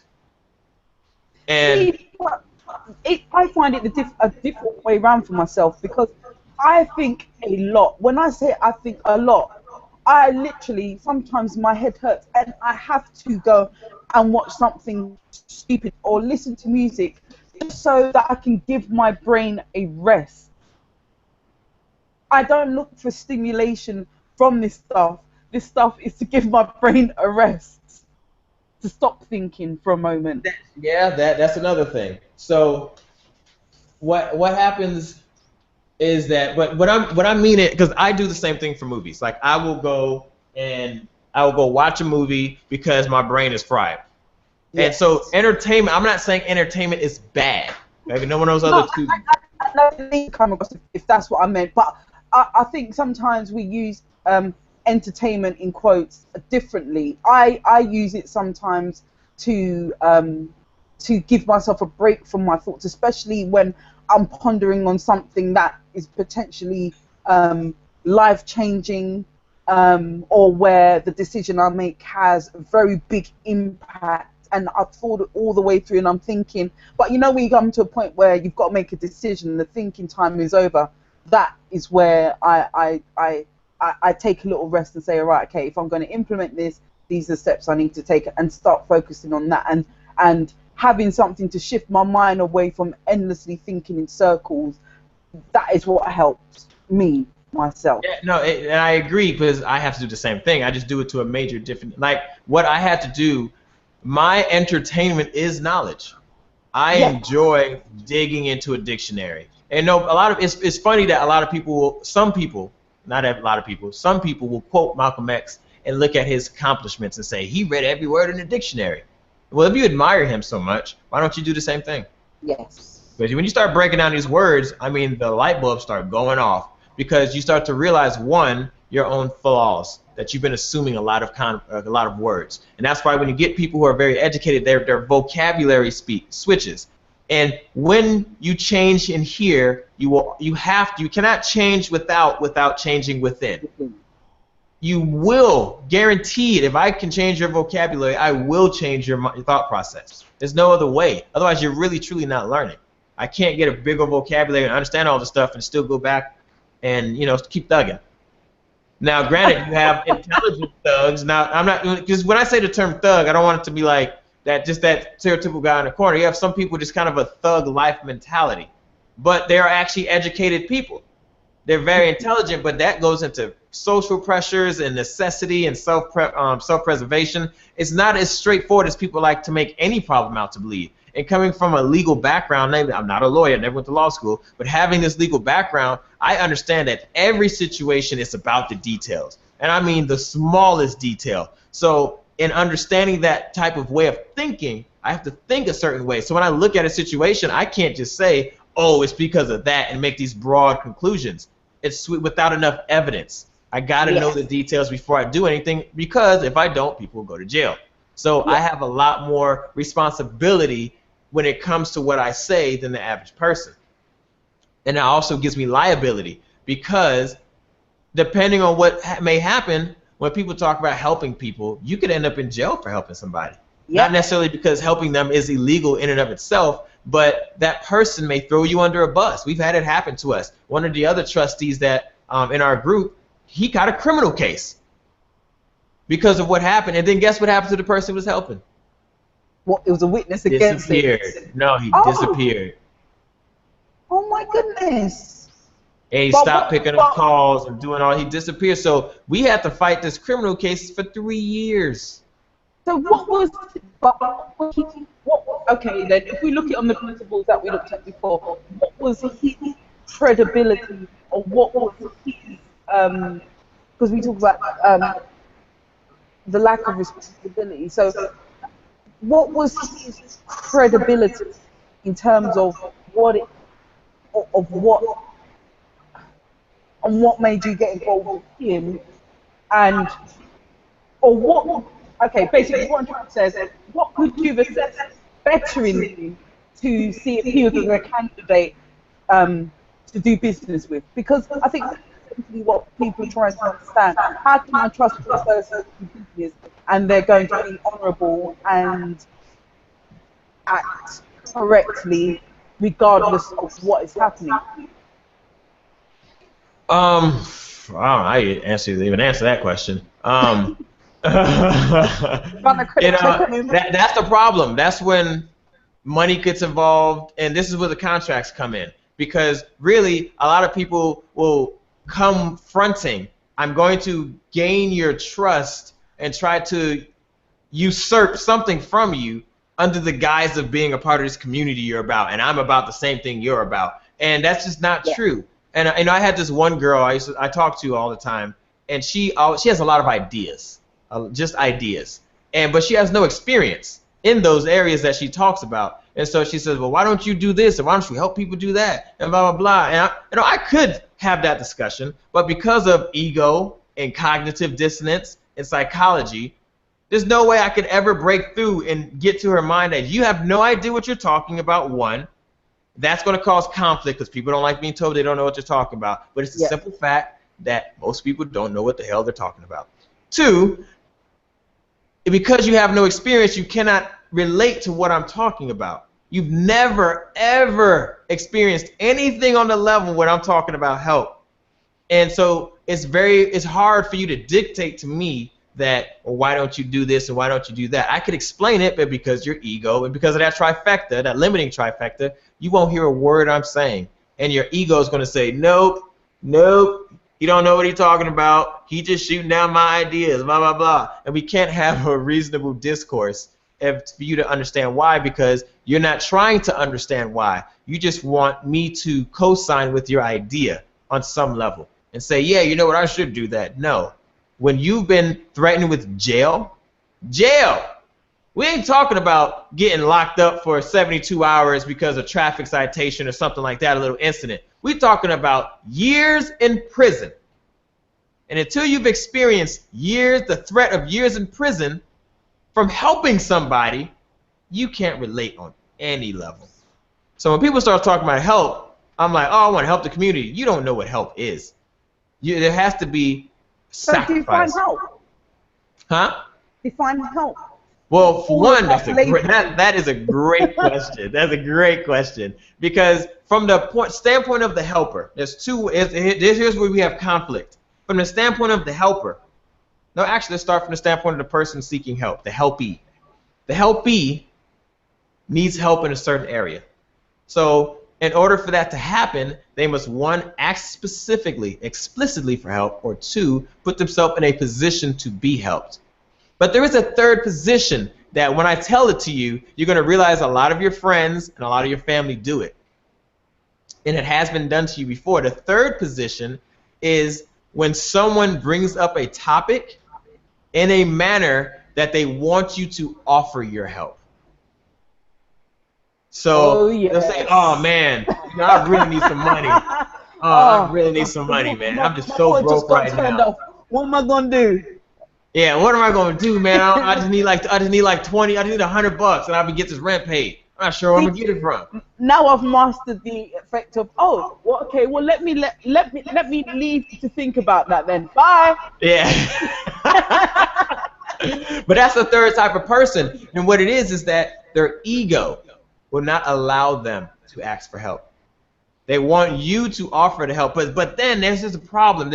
Until you help people, you'll never realize this problem, which is they'll say when they get to a certain point, it's like, I never asked for your help. Yeah. I mean, the first time you get hit with that line, you're like, cheeky. Yeah. Can't you see all the things I've done for you?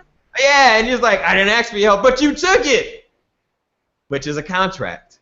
Yeah. People don't understand that, so we go back into trust. It's a contract. When you accepted the help, people think that you have to explicitly ask for something. That's not true. That's not what makes an agreement. Where your words and your actions conflict, we must choose your actions. So if I offer you help and you accept it, regardless if you ask for it or not, we are now in contract. Yep. And that's I don't want to call it a secret, but for the sake of what it is, that's the secret people don't understand. I don't need you to ever ask me for help. I don't need you to ask me for anything. And then if I turn around and sue you for something, the judge is only going to ask, well, did you accept his help? Yeah, but I didn't say I wanted it. No, it doesn't work like that. It doesn't work like that at all. Acceptance. We can understand is your actions. So if you say you want help, you don't ask for it, but you accept my help, you also accept the terms and conditions that come with my help. But because there's no liability in this situation, that's when you say, I didn't ask for your help, when it's no longer convenient to you. Yes. You offered it. I never said I was going to pay you back.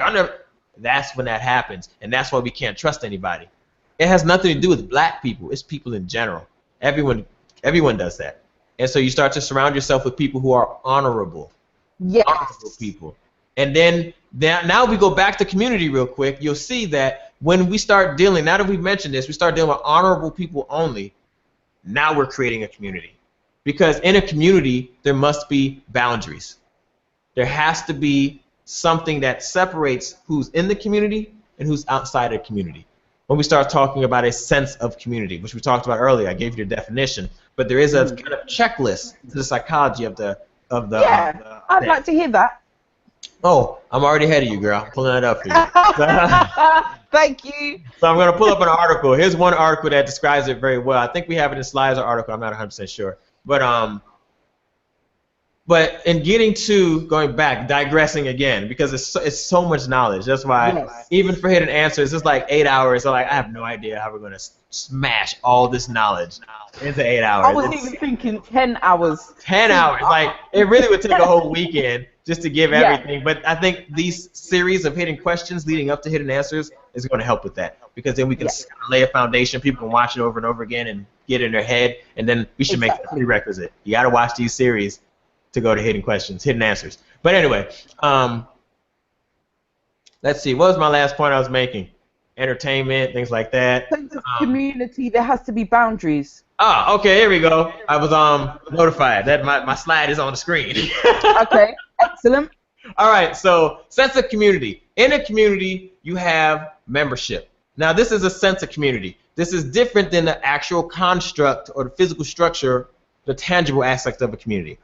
Okay. Because obviously we talked about it earlier. There's a mental aspect, or I'll call it a spiritual aspect of the community, and the actual construction of the community. So just to reiterate, a community by definition is a collection of similar things that have like interests, attributes, or whatever. So us in the black community, just because we're black, we're naturally a part of the black community. But a sense of community is a psychological understanding of feeling and wanting to belong, and belonging to a community, which is very different. So their membership, to have a healthy community. So when people talk about community, they never mention if it's healthy or not. They just mention they want a community.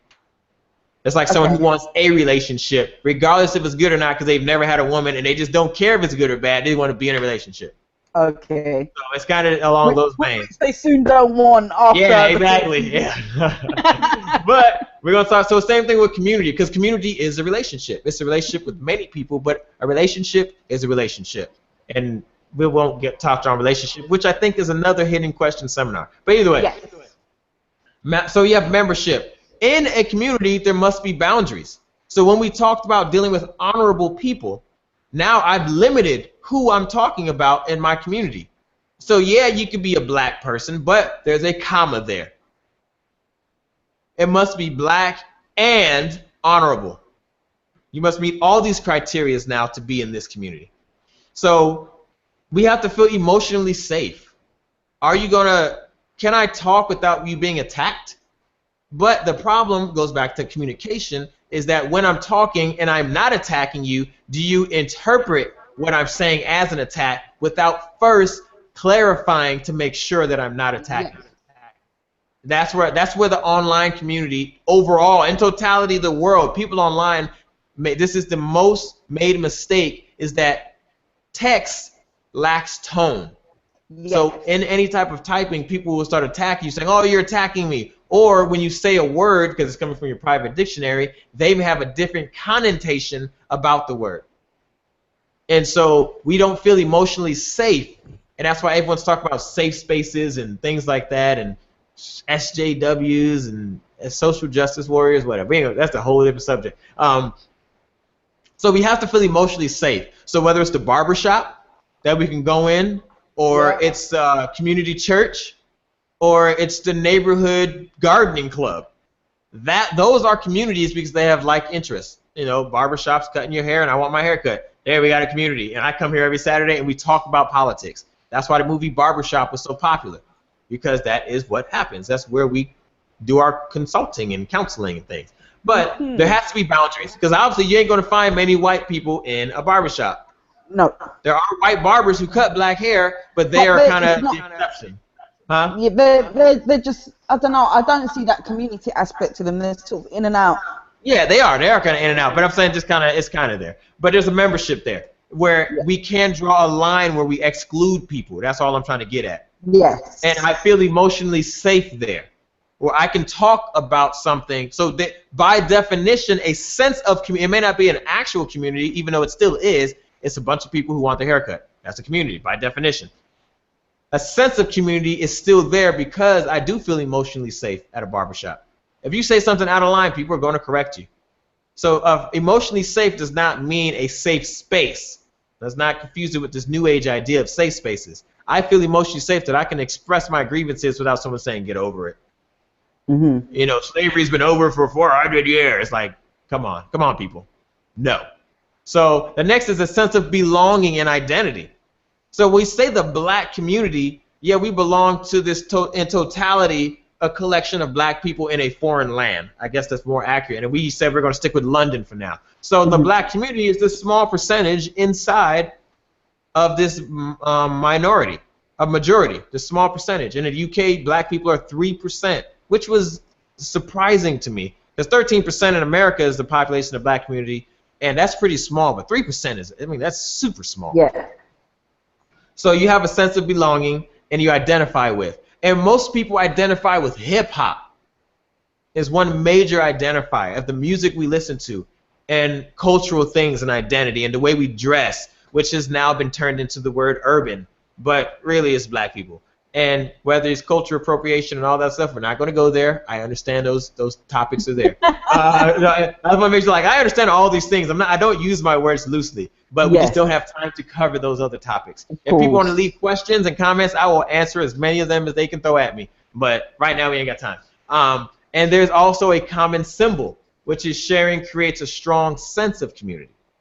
So what is the symbol? Again, hip-hop is generally a symbol. The way we dress is a symbol.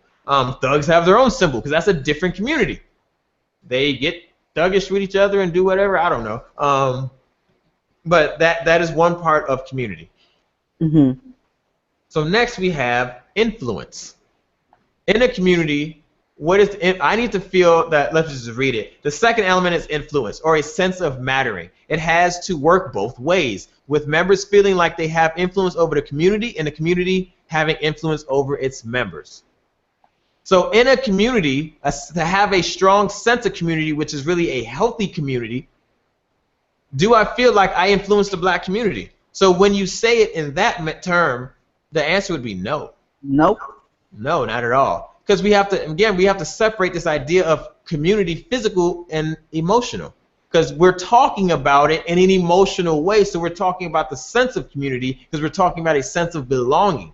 So if we don't feel like we can affect the community and it doesn't really affect us, you're not really a part of that community. Not by choice, by association maybe, but actually as an active member in a community, I must feel that way. Like yes. I'm a permaculture consultant. That means I can design in small villages and flourish in small countries that actually work, not like a civil engineer. That's very, very different. Mm-hmm. And I definitely can affect the community of permaculture consultants, and they affect me. The knowledge, we share knowledge, we're constantly talking to each other. There are some people with egos in there, but that's every community. And we affect each other, especially as we grow and share. It's a more ideal community because one that we choose to be a part of, where being black is something you're just a part of, not necessarily your choice. You're born into it. Exactly. Next you have a part of, you have 3, which is the integration and fulfillment of needs. And here's the major thing. Does the black community fulfill any of your needs? A membership must be rewarded for participating in a community. So how are we participating? Most people won't even come to events. They won't support each other. They won't support black business. So is there a sense of community in the black community? No. So far, no. I would say small sense. Small sense, but I'm talking about not cherry picking it though. I'm talking about, we're talking about in totality, black. No. We're going to talk about London. Not consistent, no. Yes, so that's my point. Because we can always find cases. I understand that. But in the London community of black people, do you feel rewarded for participating in it? But the question is, people aren't participating in things. So then you have a reward might be something specific like an answer to a question, networking. It doesn't have to be tangible. It doesn't have to be your physical labor. But most people won't even do that.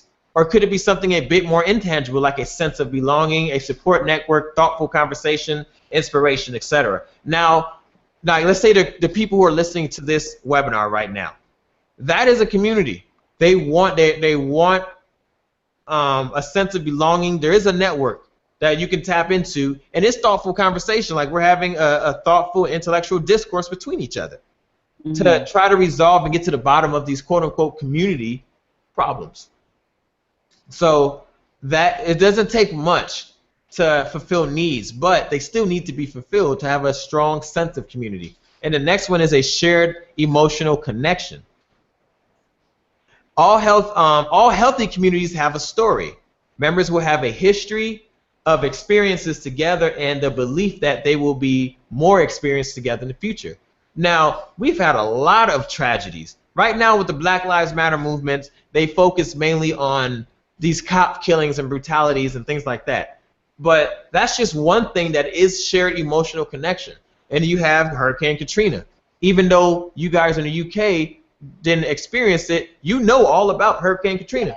It was a tragedy, and mainly of black people. Now, there were white people who died too, but New Orleans is mainly populated with black people. That is a catastrophe. And we had slavery. Now, that's the main thing that ties us together. Yeah. We had slavery. You know, how far do you need to go? So that is pull up the article. That is what it goes into when you start talking about a strong sense of community. Now, there's more. I didn't get to finish writing up all those slides, but we'll just go straight to the article that it came from. I was trying to like condense all the other stuff that you don't need to see. Okay. But before we got on that, as this slide is being pulled up, where do we leave off? I gotta make sure my memory don't work that well. I start spitting off things. We were talking about the sense of community, and Yeah, that's where we brought that up. We're still getting at solutions. The solution to get to this thing, and I wanna. The solution is very easy, and there is a. Okay. The solution is easy. All you have to do is going to sound vague in the beginning, but I'm going to break it down. Okay. What you have to do to create a strong sense of community, and then a healthy community in the physical and the psychological standpoint is correct your environment. It's not about the money. I know, I can say very confidently, it's not about the money. Money. Okay. Go ahead. I was going to say, for me, my understanding of that is my physical environment in terms of the people I choose to keep around me, because my finance dictate where I live, but in terms of my environment, the people I have around me who affect my psychology, my ego, and those type of things, especially over the last 4 years, I have shed a lot of friends, and whilst you can't shed your family, but certain people I keep at a distance because I know they have the power to, or they potentially have the power, depending on my mood or how strong I feel at the time, to affect my environment for me. Oh, I just completely lost my train of thought right there. Sorry, you were talking about environment, but I was telling you what I understood it to be in terms of the things that I've been doing. So you're correct, and you astutely pulled that out. There are two types of environment that affect your community. You have your physical environment and your socio. What is it? Socioeconomic? What is it? I forgot what it is. So I got my notes. Let me pull up my notes. It was social / something. I was gonna take notes on things. I can't remember what it was. It's something. Still coming. It'll pop right back in my head while I'm talking. But it's the social, a social aspect, social political. There it is. See, pop right up. Okay. The social political environment. So you have the physical and the social political environment. Obviously, so one is mental and one is physical, the actual physical environment. And so when I say the solution is easy, I'm talking firstly about your physical environment. Now, the reason this is important to start first on is because all culture is dictated by your environment, your physical environment. I'm talking about the landscape, the hilliness of it, elevation, weather, climate, all that. That is what first dictates your culture. If you don't believe it, go look up anthropology, go look up all the other areas of studies I've been digging into, because you start going, when you're really earnestly looking for the answer, you will go down many rabbit holes, and you have to fully understand these things, and you have to come back out of that rabbit hole and kind of go back down the direction you're going, and you end up in another rabbit. It's like manholes that are open and you don't realize it. And you just keep falling into them, and then you climb your way out and keep going down that street, and you keep falling into more manholes. So you have to change the physical environment. And when I heard the solution and started breaking it down, when I finally kind of came to that, I don't want to say the final piece of knowledge that really kind of clicked it all together. If everyone, now this is going to sound like it's not a solution, and it's going to sound like a vague answer like one of those people gave. But I actually have the understanding because I am a certified permaculture consultant. There I go using credentials. There you go. You went to Yale for that. Yeah, I went to Yale. I was an online class. Now, if everyone builds a garden, you will solve all the world's problems. Okay. That respect. That is all everyone needs to do to start. Is build a garden. I don't care if it's on your balcony, if you got a yard, use it. Get rid of your front yards, get rid of your backyards, and build a garden. Now, the reason this is one of the main ways to start on that path to a solution is this. One, we go back to the trifecta. It seems like you weren't completely aware of how health affects your cognitive abilities. Yes. And I think a lot of people, I take for granted a lot of the knowledge I have. And because I keep going over it and I'm looking for it, and I may come across it every so often, for me it's common knowledge. And so when I talk to people, I may sometimes forget that is not common knowledge for people. So what happens is food. Now we got to dive into food a little. Okay. When you get food, food directly affects your ability to think, your behavior. You see, black people are real angry a lot of times. It affects your behavior and the way you interact with other people. And in doing this, when you have good food, now people tout organic as good food. Well, unfortunately, that's just not true. You're allowing someone else to give you an answer that sounds emotionally correct, that you resonate with emotionally. But let me tell everybody right now, looking into this camera, watching this video, organic is not the answer. It's only a step in the right direction, and that's it. But it's not the answer, and here's why. Organic food is still exploitative. It still exploits people and the earth. Just because something's organic merely means, from a legal definition, that you don't use pesticides to treat certain things. There are steps to organics, the way you do things, but in the end, that doesn't mean I can't use migrant workers to cultivate things and exploit them and pay them less than minimum wage. That doesn't mean that I'm taking care of the earth by a long shot. There are lots of people who come and grow organic foods, suck all the nutrients from the ground, turn it into a salt pan.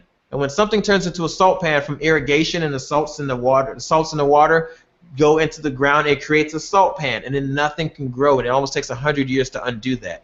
So, oh yeah, it goes deep. So when you create a salt pan, you have acres and acres of land. You create a salt pan. It's all organic. It's all organic, certified organic. They take up, move, find another large plot of land, drop it on you, and do the same thing over and over again. And then after a while, you have massive areas that cannot be farmed. There's no longer arable land. There's nothing you can do with it. It takes 100 years to undo. So it still exploits the earth. And it also leads to other problems. You know how some people may claim like pollution is a big problem on the planet. It's not. That's what you've been told, and it's been a lie. I'm sorry to let you know that. It's not one of the big issues. Health issues are a big issue, but that's not the number one. The number one issue that we have with the planet, and this is why I don't tend to deal with black problems, because when you get far enough in knowledge from all these rabbit holes, I started off with that, but when you get more knowledge, you can no longer stay on that. What we have is a global issue. That's nothing, because black, white, it doesn't matter, because in the end, not the end of the earth, but in the end, everyone's going to get it if we don't correct the problem. Yes. And the problem is soil erosion. As simple as Soil that. erosion? Soil erosion is one of the #1 problems on the planet. How does soil become eroded? It's the way people farm. When you farm, it's called bare soil farming. You ever plant something, you see just dirt and then the plant? Dirt in the plant. No, when you have a dirt and you put a plant in it. Yeah. That's soil, that's bare soil farming. If I can still see the dirt, it's bare soil farming. Okay. The problem with that is that I don't want to go too far into this because we are going to have another a webinar on food. But I'll explain this very deeply. So I'm going to keep it very short and say when you extract, it's kind of like, think of the black community. Think of the land, and a lot of people will resonate with this because they like to talk about Africa as like Mother Earth and then Mother Africa, and they talk about pulling things out of it. When someone comes for profit, let's be very mindful, they come for profit, even if it's organic, and they plot this land, they do this and create a salt pan, take everything and leave. You have extracted resources from the earth, and you have put nothing back into it. And that's what people have in the black community, that you extract, or they call it cultural appropriation. It's been extracted from us, only to their benefit, and then you gave nothing back, no matter what that is. The same thing is true for the earth. Think of the layer of dirt as my muscle underneath this skin. If you walked around with no skin, how do you think that experience would be? Oh, painful. Yes, it'd be very painful. That's what you're doing to the earth when you do bare soil farming. It's like removing the largest organ on the body, which is skin. That's what you do bare soil farming. So you have to cover the soil with something.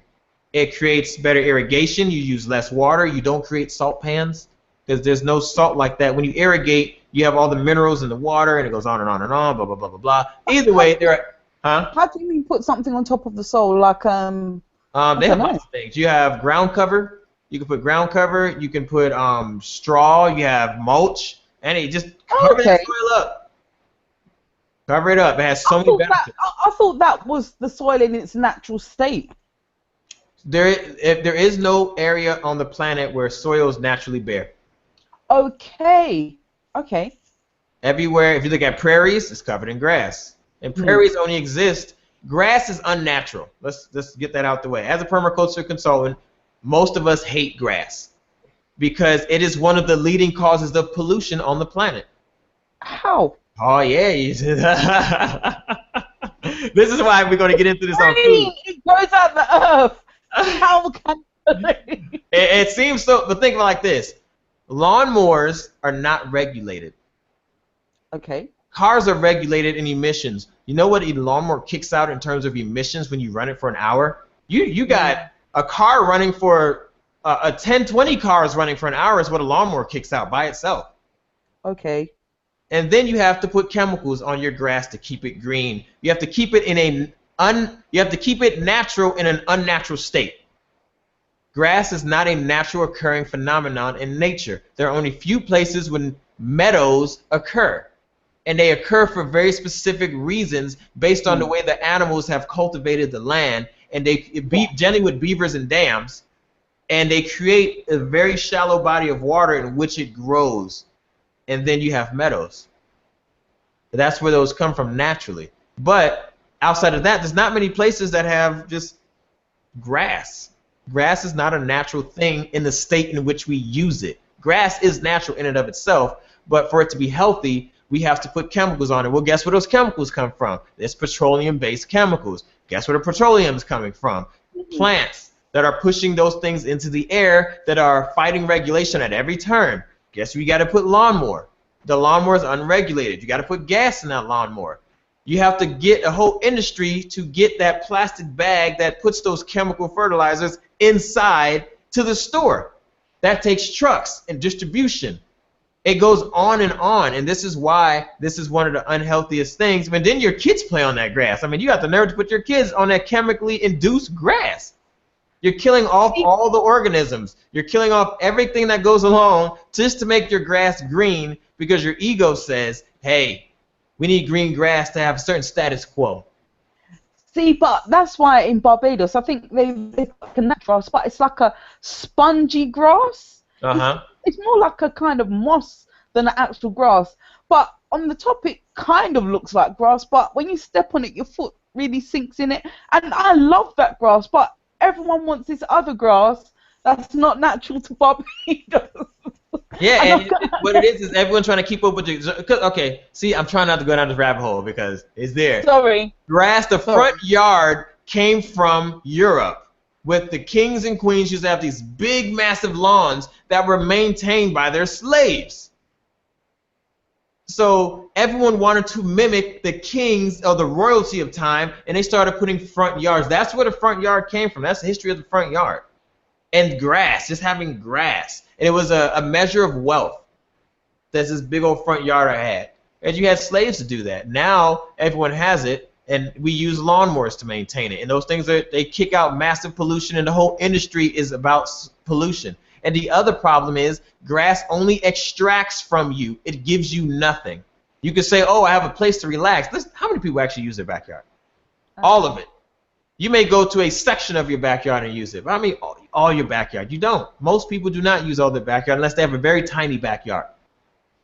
But even then, if you plant a garden, here's why a garden, as the beginning solution, just as the beginning, because the solution is layered from what I found. It's a layered solution. However, because this solution has been applied, now, here's the credibility behind the solution.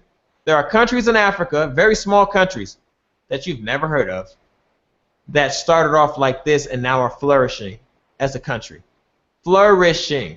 They went from no running water, just the typical kind of pictures you see about Africa and these small villages that just dirt everywhere, to thriving communities. What solution has anyone ever offered that has ever done that? I'm talking about small countries. We ain't talking about your backyard, your block. Small countries have changed.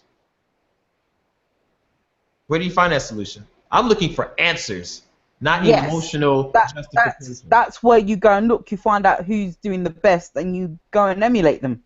Exactly. So with that I found the answer, and that if that's what people talk about, a sense of community and building that, first you have to start off with a proper environment. If your environment cannot support a community, then we ain't got nothing other than we're all poor. That's our community. We're all poor, and we happen to be stuck in this hellhole. But when you have an answer, it can fix so many things economically. One of your largest expenses is food, and it is a mandatory expense because you must eat or you will die. Mm-hmm. I can survive without anything else, but I cannot survive without food, which includes water. So now you have an economic standpoint where you save. Now you attack the financial side of that trifecta. To a degree, you attack that financial side. Okay. You also attack the health side. I said health/fitness. You attack the health side of that group, because when you have to understand there is a war going on against good health. Okay. Now, I don't want to make it sound like a conspiracy theory, but just because it's a conspiracy theory does not mean it's not accurate. Exactly. That would be called poisoning the well, and we're not doing that. There is a war going on, and most people don't realize that we are in a food crisis right now, and no one realizes it. But because food is one of my main things I care about, and I understand the implications of it, I see it. Now, I have something that, we'll get into that in a second. I'm going to go get it. It's in my room. I'm going to run off camera and get it real quick. But okay. It's called a reflectometer. And we're going to talk about nutrients of food. But when you grow your own food, when you grow it yourself, you can now, and you grow it properly. Now I'm not talking about traditional farming methods, because it is damaging to the earth, tilling the soil, and it's very labor intensive. It's just people didn't know what they were doing back in the day. Simple as that. And when we talk about, we may have learned it from the Indians and all that stuff, it's not necessarily true, because the way they farmed was more permaculture in nature. They understood certain things.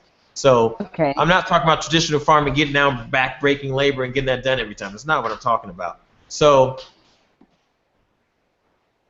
all right, let me make sure I stay on track. I don't want to go too far in a tangent because we're already there. We're there already. But it is a solution. I I just want to see this reflectometer. Yeah, I It's want to like, show you the reflectometer. Let me make sure I adjust my camera. So when you do that, you have the economic side, you have the fitness side. The best way I can describe it is what Dr. Winston Price said. Dr. Winston Price is he is a dentist, and he was interested in finding out why there is such a difference between traditional cultures and modern cultures in terms of their hygiene, their tooth decay, and things like that. So he went around. You can find him online. I've provided some resources if someone asks me. He found out ultimately is what I found out slowly, and then reconfirmed everything through him, is that food dictates almost everything in your life. Crime, and when he said this in the book I was reading, and I had to stop reading. He said crime is a disease. Not in the sense that people say, oh, it's a disease affecting a society. Not in that sense. It is a literal disease, an ailment of the body, of the psyche in this sense. And it's because of the denatured foods that people eat. So when you look at black people and you look at black problems, and you look at poor people in general and the communities that they live in, and you start to see a pattern.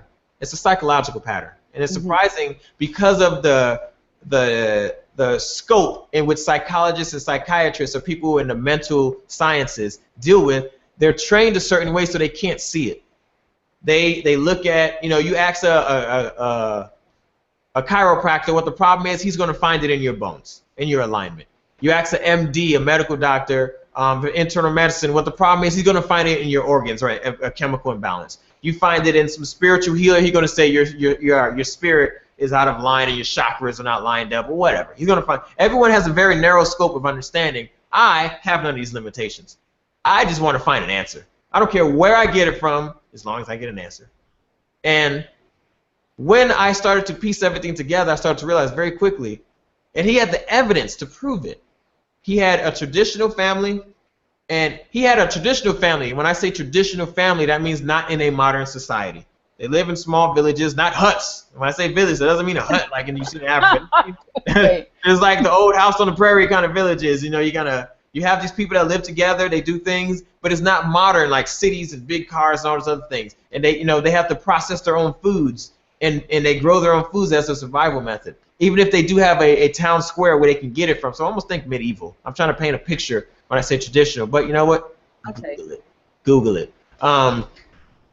When you put now you have traditional families still in modern times that still do things the way they do it. I guess Amish would be a very good example. Amish. Yes. So then they had people who would leave the traditional community and go into the big city. When the doctor compared brothers from the same family and what happened after one of the brothers left to the modern society, his health declined dramatically.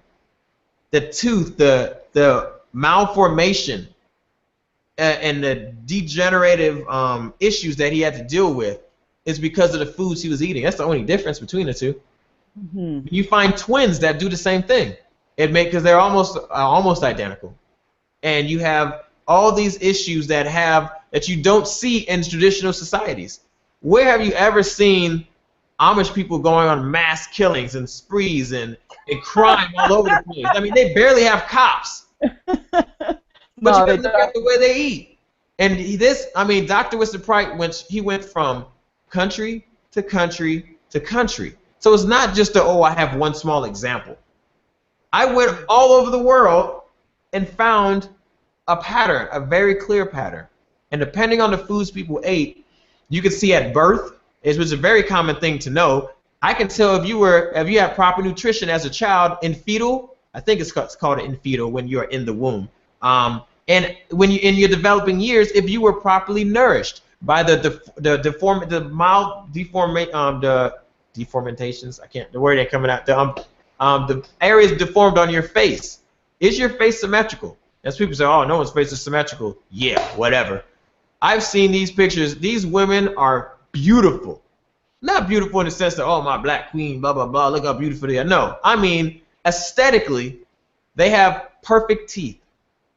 They have a perfectly symmetrical face. Perfect as perfect gets. Let's put it like that. Everything is in line. Everything is balanced because they had proper nutrition in the fetus. I mean, they had proper nutrition in the womb and growing up. The mentality. They can't understand and comprehend certain types of actions. This violent behavior and this need, and you would consider them poor almost, but they still don't act in the manner. Now, some of these places do have little thieves here and there, but outside of that, you're talking about major crime like a city. That only comes when you affect people's food on a major level. Major. And you have all this food that you have. I could give you an apple. What's the difference between an apple grown organically, an apple grown with pesticides, and an apple grown properly from the beginning with proper farming techniques? It's nutrient density. Okay. So I have my reflectometer that you wanted to see so bad. Thank you. This is a reflectometer. Okay. See that? Looks pretty harmless. It looks harmless. I gotta adjust some things over here. Oh, okay, it's not adjusting. Whatever. This is a reflectometer. I'm making sure I'm in focus. It's basically you take. This is just like a slide in science class, which I'm surprised a lot of people don't know what a slide is anymore. They don't teach that in schools in their science classes. You take this, take a few drips of whatever fruit or vegetable, just kind of squeeze it out there, and you put it on this. 1 or 2 drops is all you take. Slap it down. It's going to spread it out, and then you look through this hole. In this hole is a Brix scale, B-R-I-X. Okay. There's a Brix scale that measures the nutrient density of the food you're eating. Now, each fruit or vegetable has a different scale within the Brix scale of what is good, bad, or excellent. So, like for an apple, don't quote me because I'm not looking at the Brix scale right now for apples. 12, the Brix scale goes from like 0 to 30, but 12 for apples may be an excellent source of nutrient density. And then you have 10, which is kind of good, and then you have 8, which is okay, and then you have like anything below 6 is poor. And when you go into Whole Foods, my friend thought I was going to cause a riot because I was going in Whole Foods and I was testing the foods, and I'm like, what is this? I'm paying like 20 times the amount for this fruit, and it ain't even nutrient dense. So think of nutrient density as like 100%. If I eat 1 apple, I want 100% of the benefits of me eating that apple. That's only if it's nutrient dense with an excellent quality. If you have it as a, let's say you're a half, let's say you have a standard apple. Now I'm at like 60%. That means I have to have 2 apples to equal 1. Yes. But can I eat 2 apples? I'll be full. Like if you have a really big apple, that's a whole meal in itself. Yeah. Can I eat 2 apples? Well, probably not.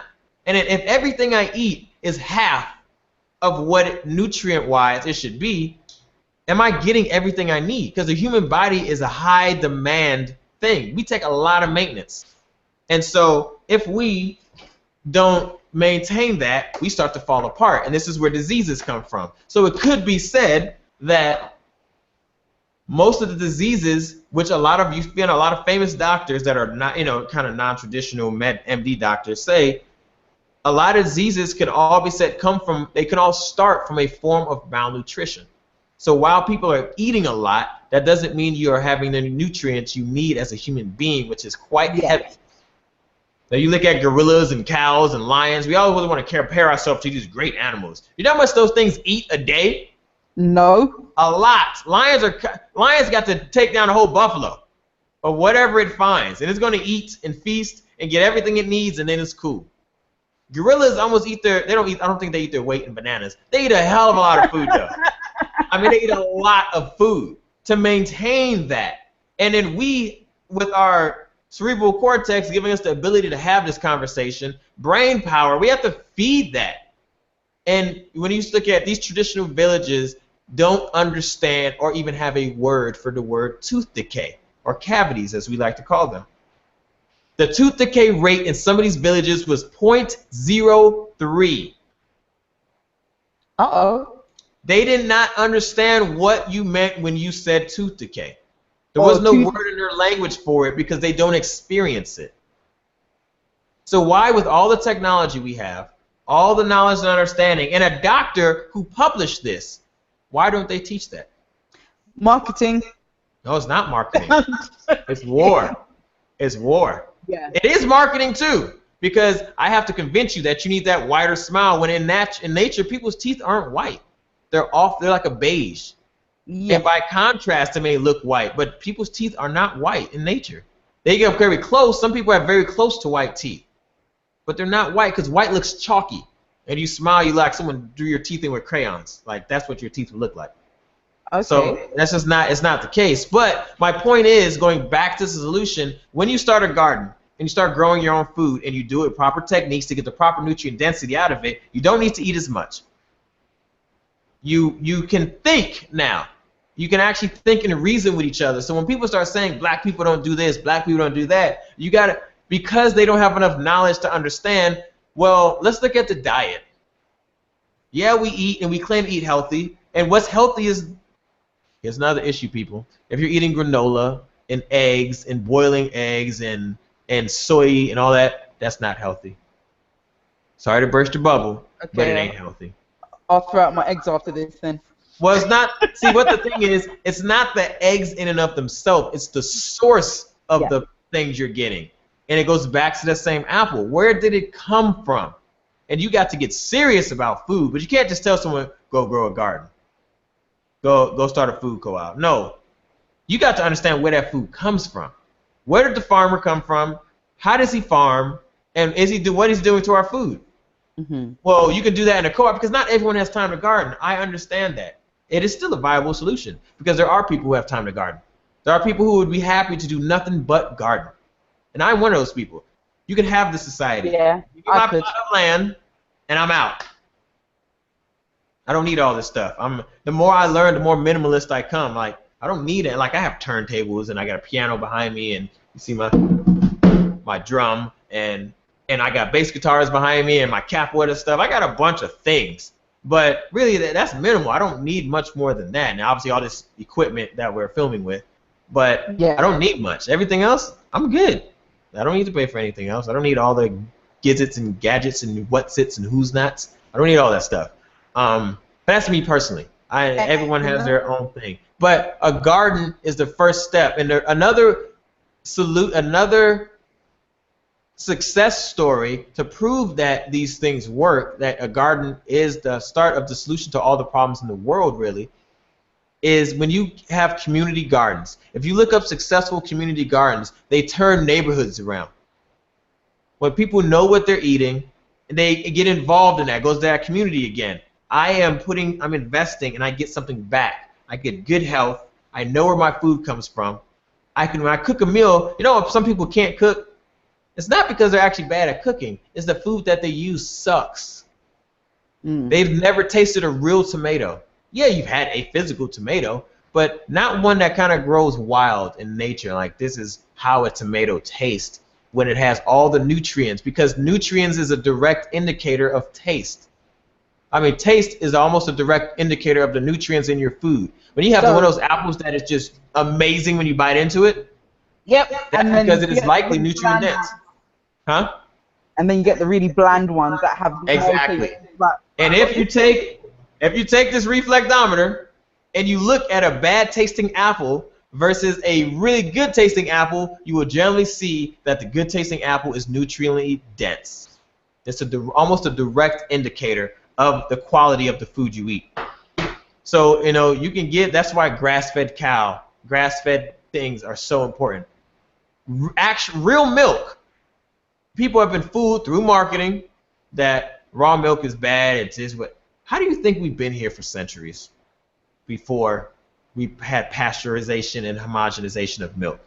When you do that, you kill all the good bacteria.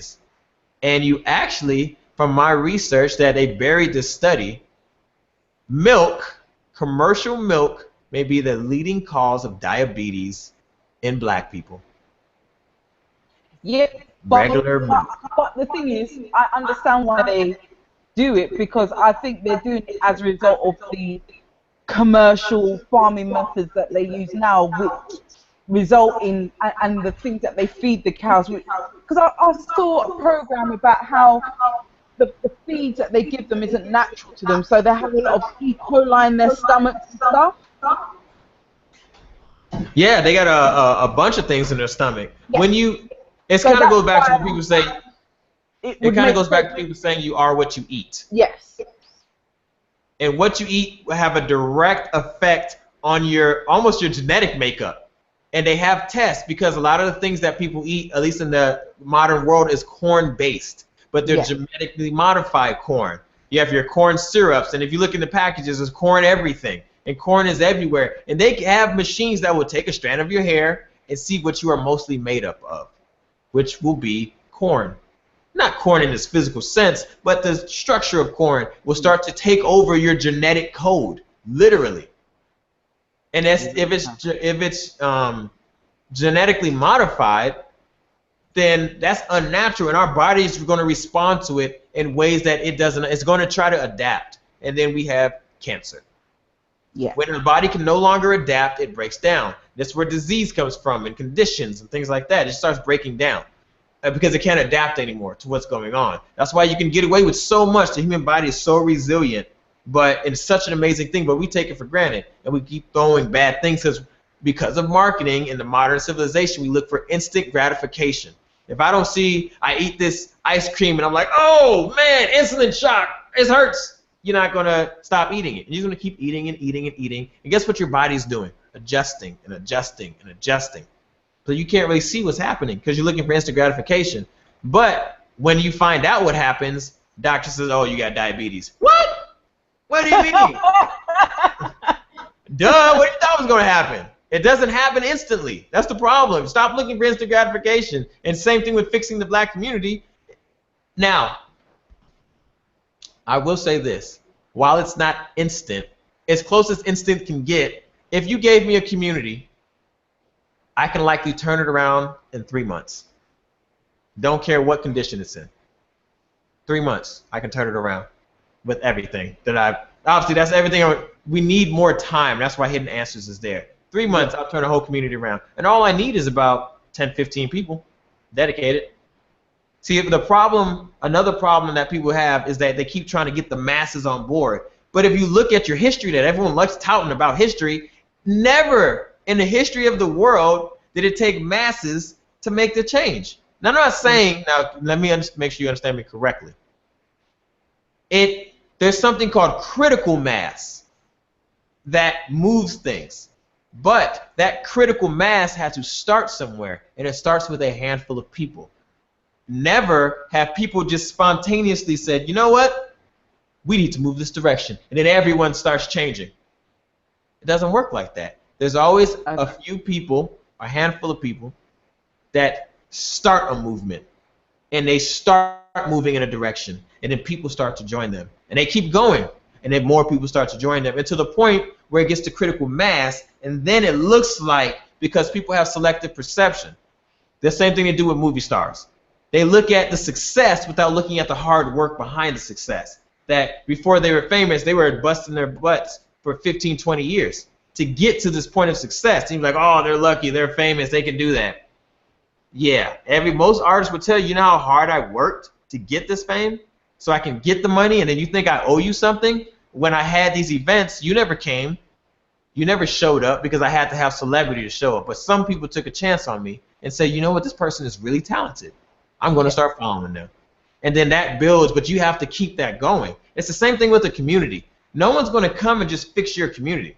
If they do, something's in it for them. So going back to the gardening situation, most people, you start a community garden, there are many successes. Look up, just Google successful community gardens. What generally happens when you have a community garden that is successful, real estate developers will start to come in and take the land back because most of it is on borrowed land. They just let you do it because it's desolate at the moment. You fix it up, you change it. The real estate developers are about business. They come in and say, hey, this place is turned around. Community gardens have been known to reduce crime rates. All the facts are there if you look it up. Yes. They will, and then what happens is the word we hate, which is gentrification. Guess what? You took all the energy, you made your place better. The physical environment has changed, which changes the culture and which changes the way we interact with each other. Because when we're no longer angry, we can think, we have the ability to, you know, be great, as we keep touting in history. We were scientists and mathematicians and blah, blah, blah. We also ate good. There's a difference. Mm-hmm. They have the ability. You know, our brain has a capacity, a great capacity. Let's say capacity is 100%, just to keep it simple. Our brain capacity is 100%. When you don't eat correctly, that capacity diminishes very quickly. Very, very quickly. And now you're operating at maybe 30, 40%. Because you're angry. You kind of go back into a primitive state a lot, where you move to anger very quickly, your ego is out of control, there's the cognitive ability, the thing that really distinctly makes us human beings is gone. It's almost gone. And yeah, you can walk around, you can speak the language, but you know, you're over there killing everybody. That's not natural for people just to kill each other. No matter what people say, the assumption is being made that we're all the same on some level, but we're not. When a human being, that's nothing to do with ethnicity, when a human being is properly nourished, they will act a very particular way, which is civil. That's what happens.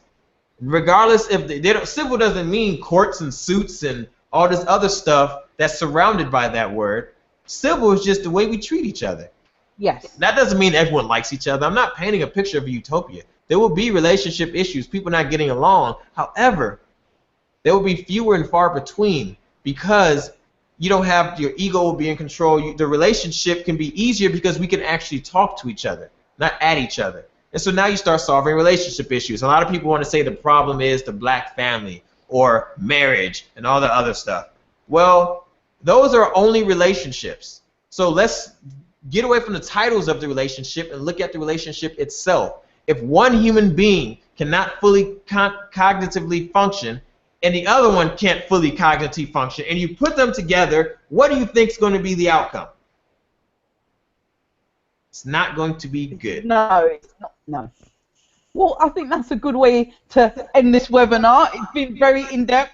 We have gone down a few rabbit holes, but on the whole, I think we have looked at the solutions, especially addressing the things that were brought up in the Q&A session, Hidden Colours 4 sold that event in London. And our next webinar next week will be about rights. Oh, but I see. I can't. We got to give me like 5 more minutes. I can't end yet because I cannot leave people with partial information. It makes it seem like I gave another vague thing. So okay. we got to go take a step back for a second. So let me just try to break it down in bullet points. Maybe it don't take me a minute. You have your economic benefits. You have your physical benefits when you start your own garden. It's already been statistically known, and there are plenty of evidence out there to show that it turns neighborhoods around, which means that it changes the behavior of the people in the neighborhood. When you can cognitively have a proper relationship with each other, you will start trusting the people in your neighborhood more. You will start supporting those people more. It's the root cause of a lot of things, and we make a lot of assumptions about the problems of people, whether it's psychological or whatever, based on without taking into consideration the diet of the people. And when you look at a people with proper diets or traditional cultures, they interact with each other in a very civil way, and they've come to form very healthy communities. And we have those communities still to this day. Right now, in one of my companies, we deal with a Jewish family, and she grows her own food in her backyard with her kids. She is the after-school program, I guess, for lack of better terms, for most of the neighborhood. She deals with 16 children after school to have them come over her house and build this community. All the parents know each other, obviously, because they're coming over her house. This is not her job. It is not a makeshift daycare. This is how they interact with each other. But when you see people growing their own food, they have their own business. They have all these things. So we can say, yes, we got to grow on, we got to have our own businesses. We have to economically and do this with banks. The reason those are not the answer is because banks are a business. You're making an assumption that just because you're black, you're going to get some privilege. You can get to the point of having what we can consider white privilege and get black privilege, but that's not how you do it just because I gave money to a bank. Going back to Killer Mike's example, that's why it is not a good solution, because only people that profit from that are the people who are owners of the bank. Yeah. They have a community, and that sense of community is what's protected. How many poor Jewish people do you see? Now, obviously, when I say Jewish, you have the physical representation when they have the thing on their head, a yarmulke, I think it's what it's called. And you have these things, but they won't allow certain people to be poor because their church won't let it happen, and their neighborhood will come together and take care of that family until they get back on their feet. You don't hear about their problems because they keep their problems to themselves and they mind their own business. They are not subject to the narrative about them. The news isn't, they don't care about what's happening on the news in that level because they have their own network that they deal with. And so with black people, we keep focusing on a narrative that's being told to us, which goes back to what Dr. Newton said, which is we have to not let other people define us. Well, if you're listening to the news and most of what they say about black people is negative, and then you start a Facebook group, and then you basically reconcentrate all that negativity, what do you think is going to happen to your psyche? On top of not having a good diet, being economically deprived, and if you're a female, most females in any society, generally all the judgment and pressures are placed upon them. And what I mean by that is that they are they are forced to, in so many ways, to be the ethical, ideal person. So, like we have men and women. Men sleep around, and women are supposed to be this flower, this petal, not supposed to be tarnished and things like that. We place our ideals onto women, which is stress by itself. But when you get specifically in the black community, one of the few actual black problems is the perm. Now, I'm not about it. It's natural. It's not natural. I like natural hair women, but that's not what I'm talking about. I'm only talking about the health aspects of what a perm does to the human body. When you do any research on it, it affects your moods. So now you got, for women, which is like women in general are extremely powerful when it comes to controlling and moving things. So now you got perms, which is uniquely black, lack of good diet, poor nutrition to be more accurate, physically unfit, economically deprived with another unfit person, and you put them in a relationship together. What do you think is going to happen? It's not just because the family just disappeared all of a sudden and the black family just fell apart. No, it happens. But all you can pinpoint is one thing, but you didn't see the transition and where the transition started and what happened at the start of that transition to make that change. So in the end, for this seminar right now, this webinar right now, that's why when I say a garden, it is a solution as to starting a garden, growing it organically, but growing it with proper farming techniques to get proper nutrition starts that cycle of the trifecta, because all of us can do that. And that's why I realized that the food is the part to start. All of us can find a garden. Most people have backyards. Even if you live in like a small house and it's run down in a bad neighborhood, you got a front yard and a backyard. Yeah. Rip up the grass, rip up the front yard, rip up the backyard, and grow all your own food. And watch your cognitive and your behavioral functions change. Watch how people look at you. You will be met with resistance, like, what are you doing? But you got to look at for your health, because those people who are questioning you are clearly not a part of that community you keep talking about. If they're not about the betterment of you, the members of the community, they can't be a part of the same community we're talking about. So now we are going to talk about food more, but I want to make I'm going to have very detailed of why food does will change the world, really, because it has already. It's not a theory. I don't really care to deal in theories and opinions of what my opinion is. My opinion is really meaningless to me, myself, a lot. I just want to find facts and find evidence that shows this works. And I have found it. It's worked. It's highly documented. If you don't believe, if you want to find a country that everyone knows, look up the lowest plateau in China. The lowest plateau was one place that was desolate. It was the environment was horrible. The people did not want to change their ways of farming. It took a lot of marketing and a lot of convincing of the locals to change over to this new system, which is permaculture. 3 years. It only took 3 years later. Everybody in that area is doing better financially. Everybody's health has improved. The culture has improved. Everything has improved. When they got, all they changed was the food. That's it. And that's excellent. And that's why we're going to be covering that on its own separate seminar. So next week, Saturday, we're going to be doing rights. Rights. Yeah, we got to start with rights because it's the basis of contracts.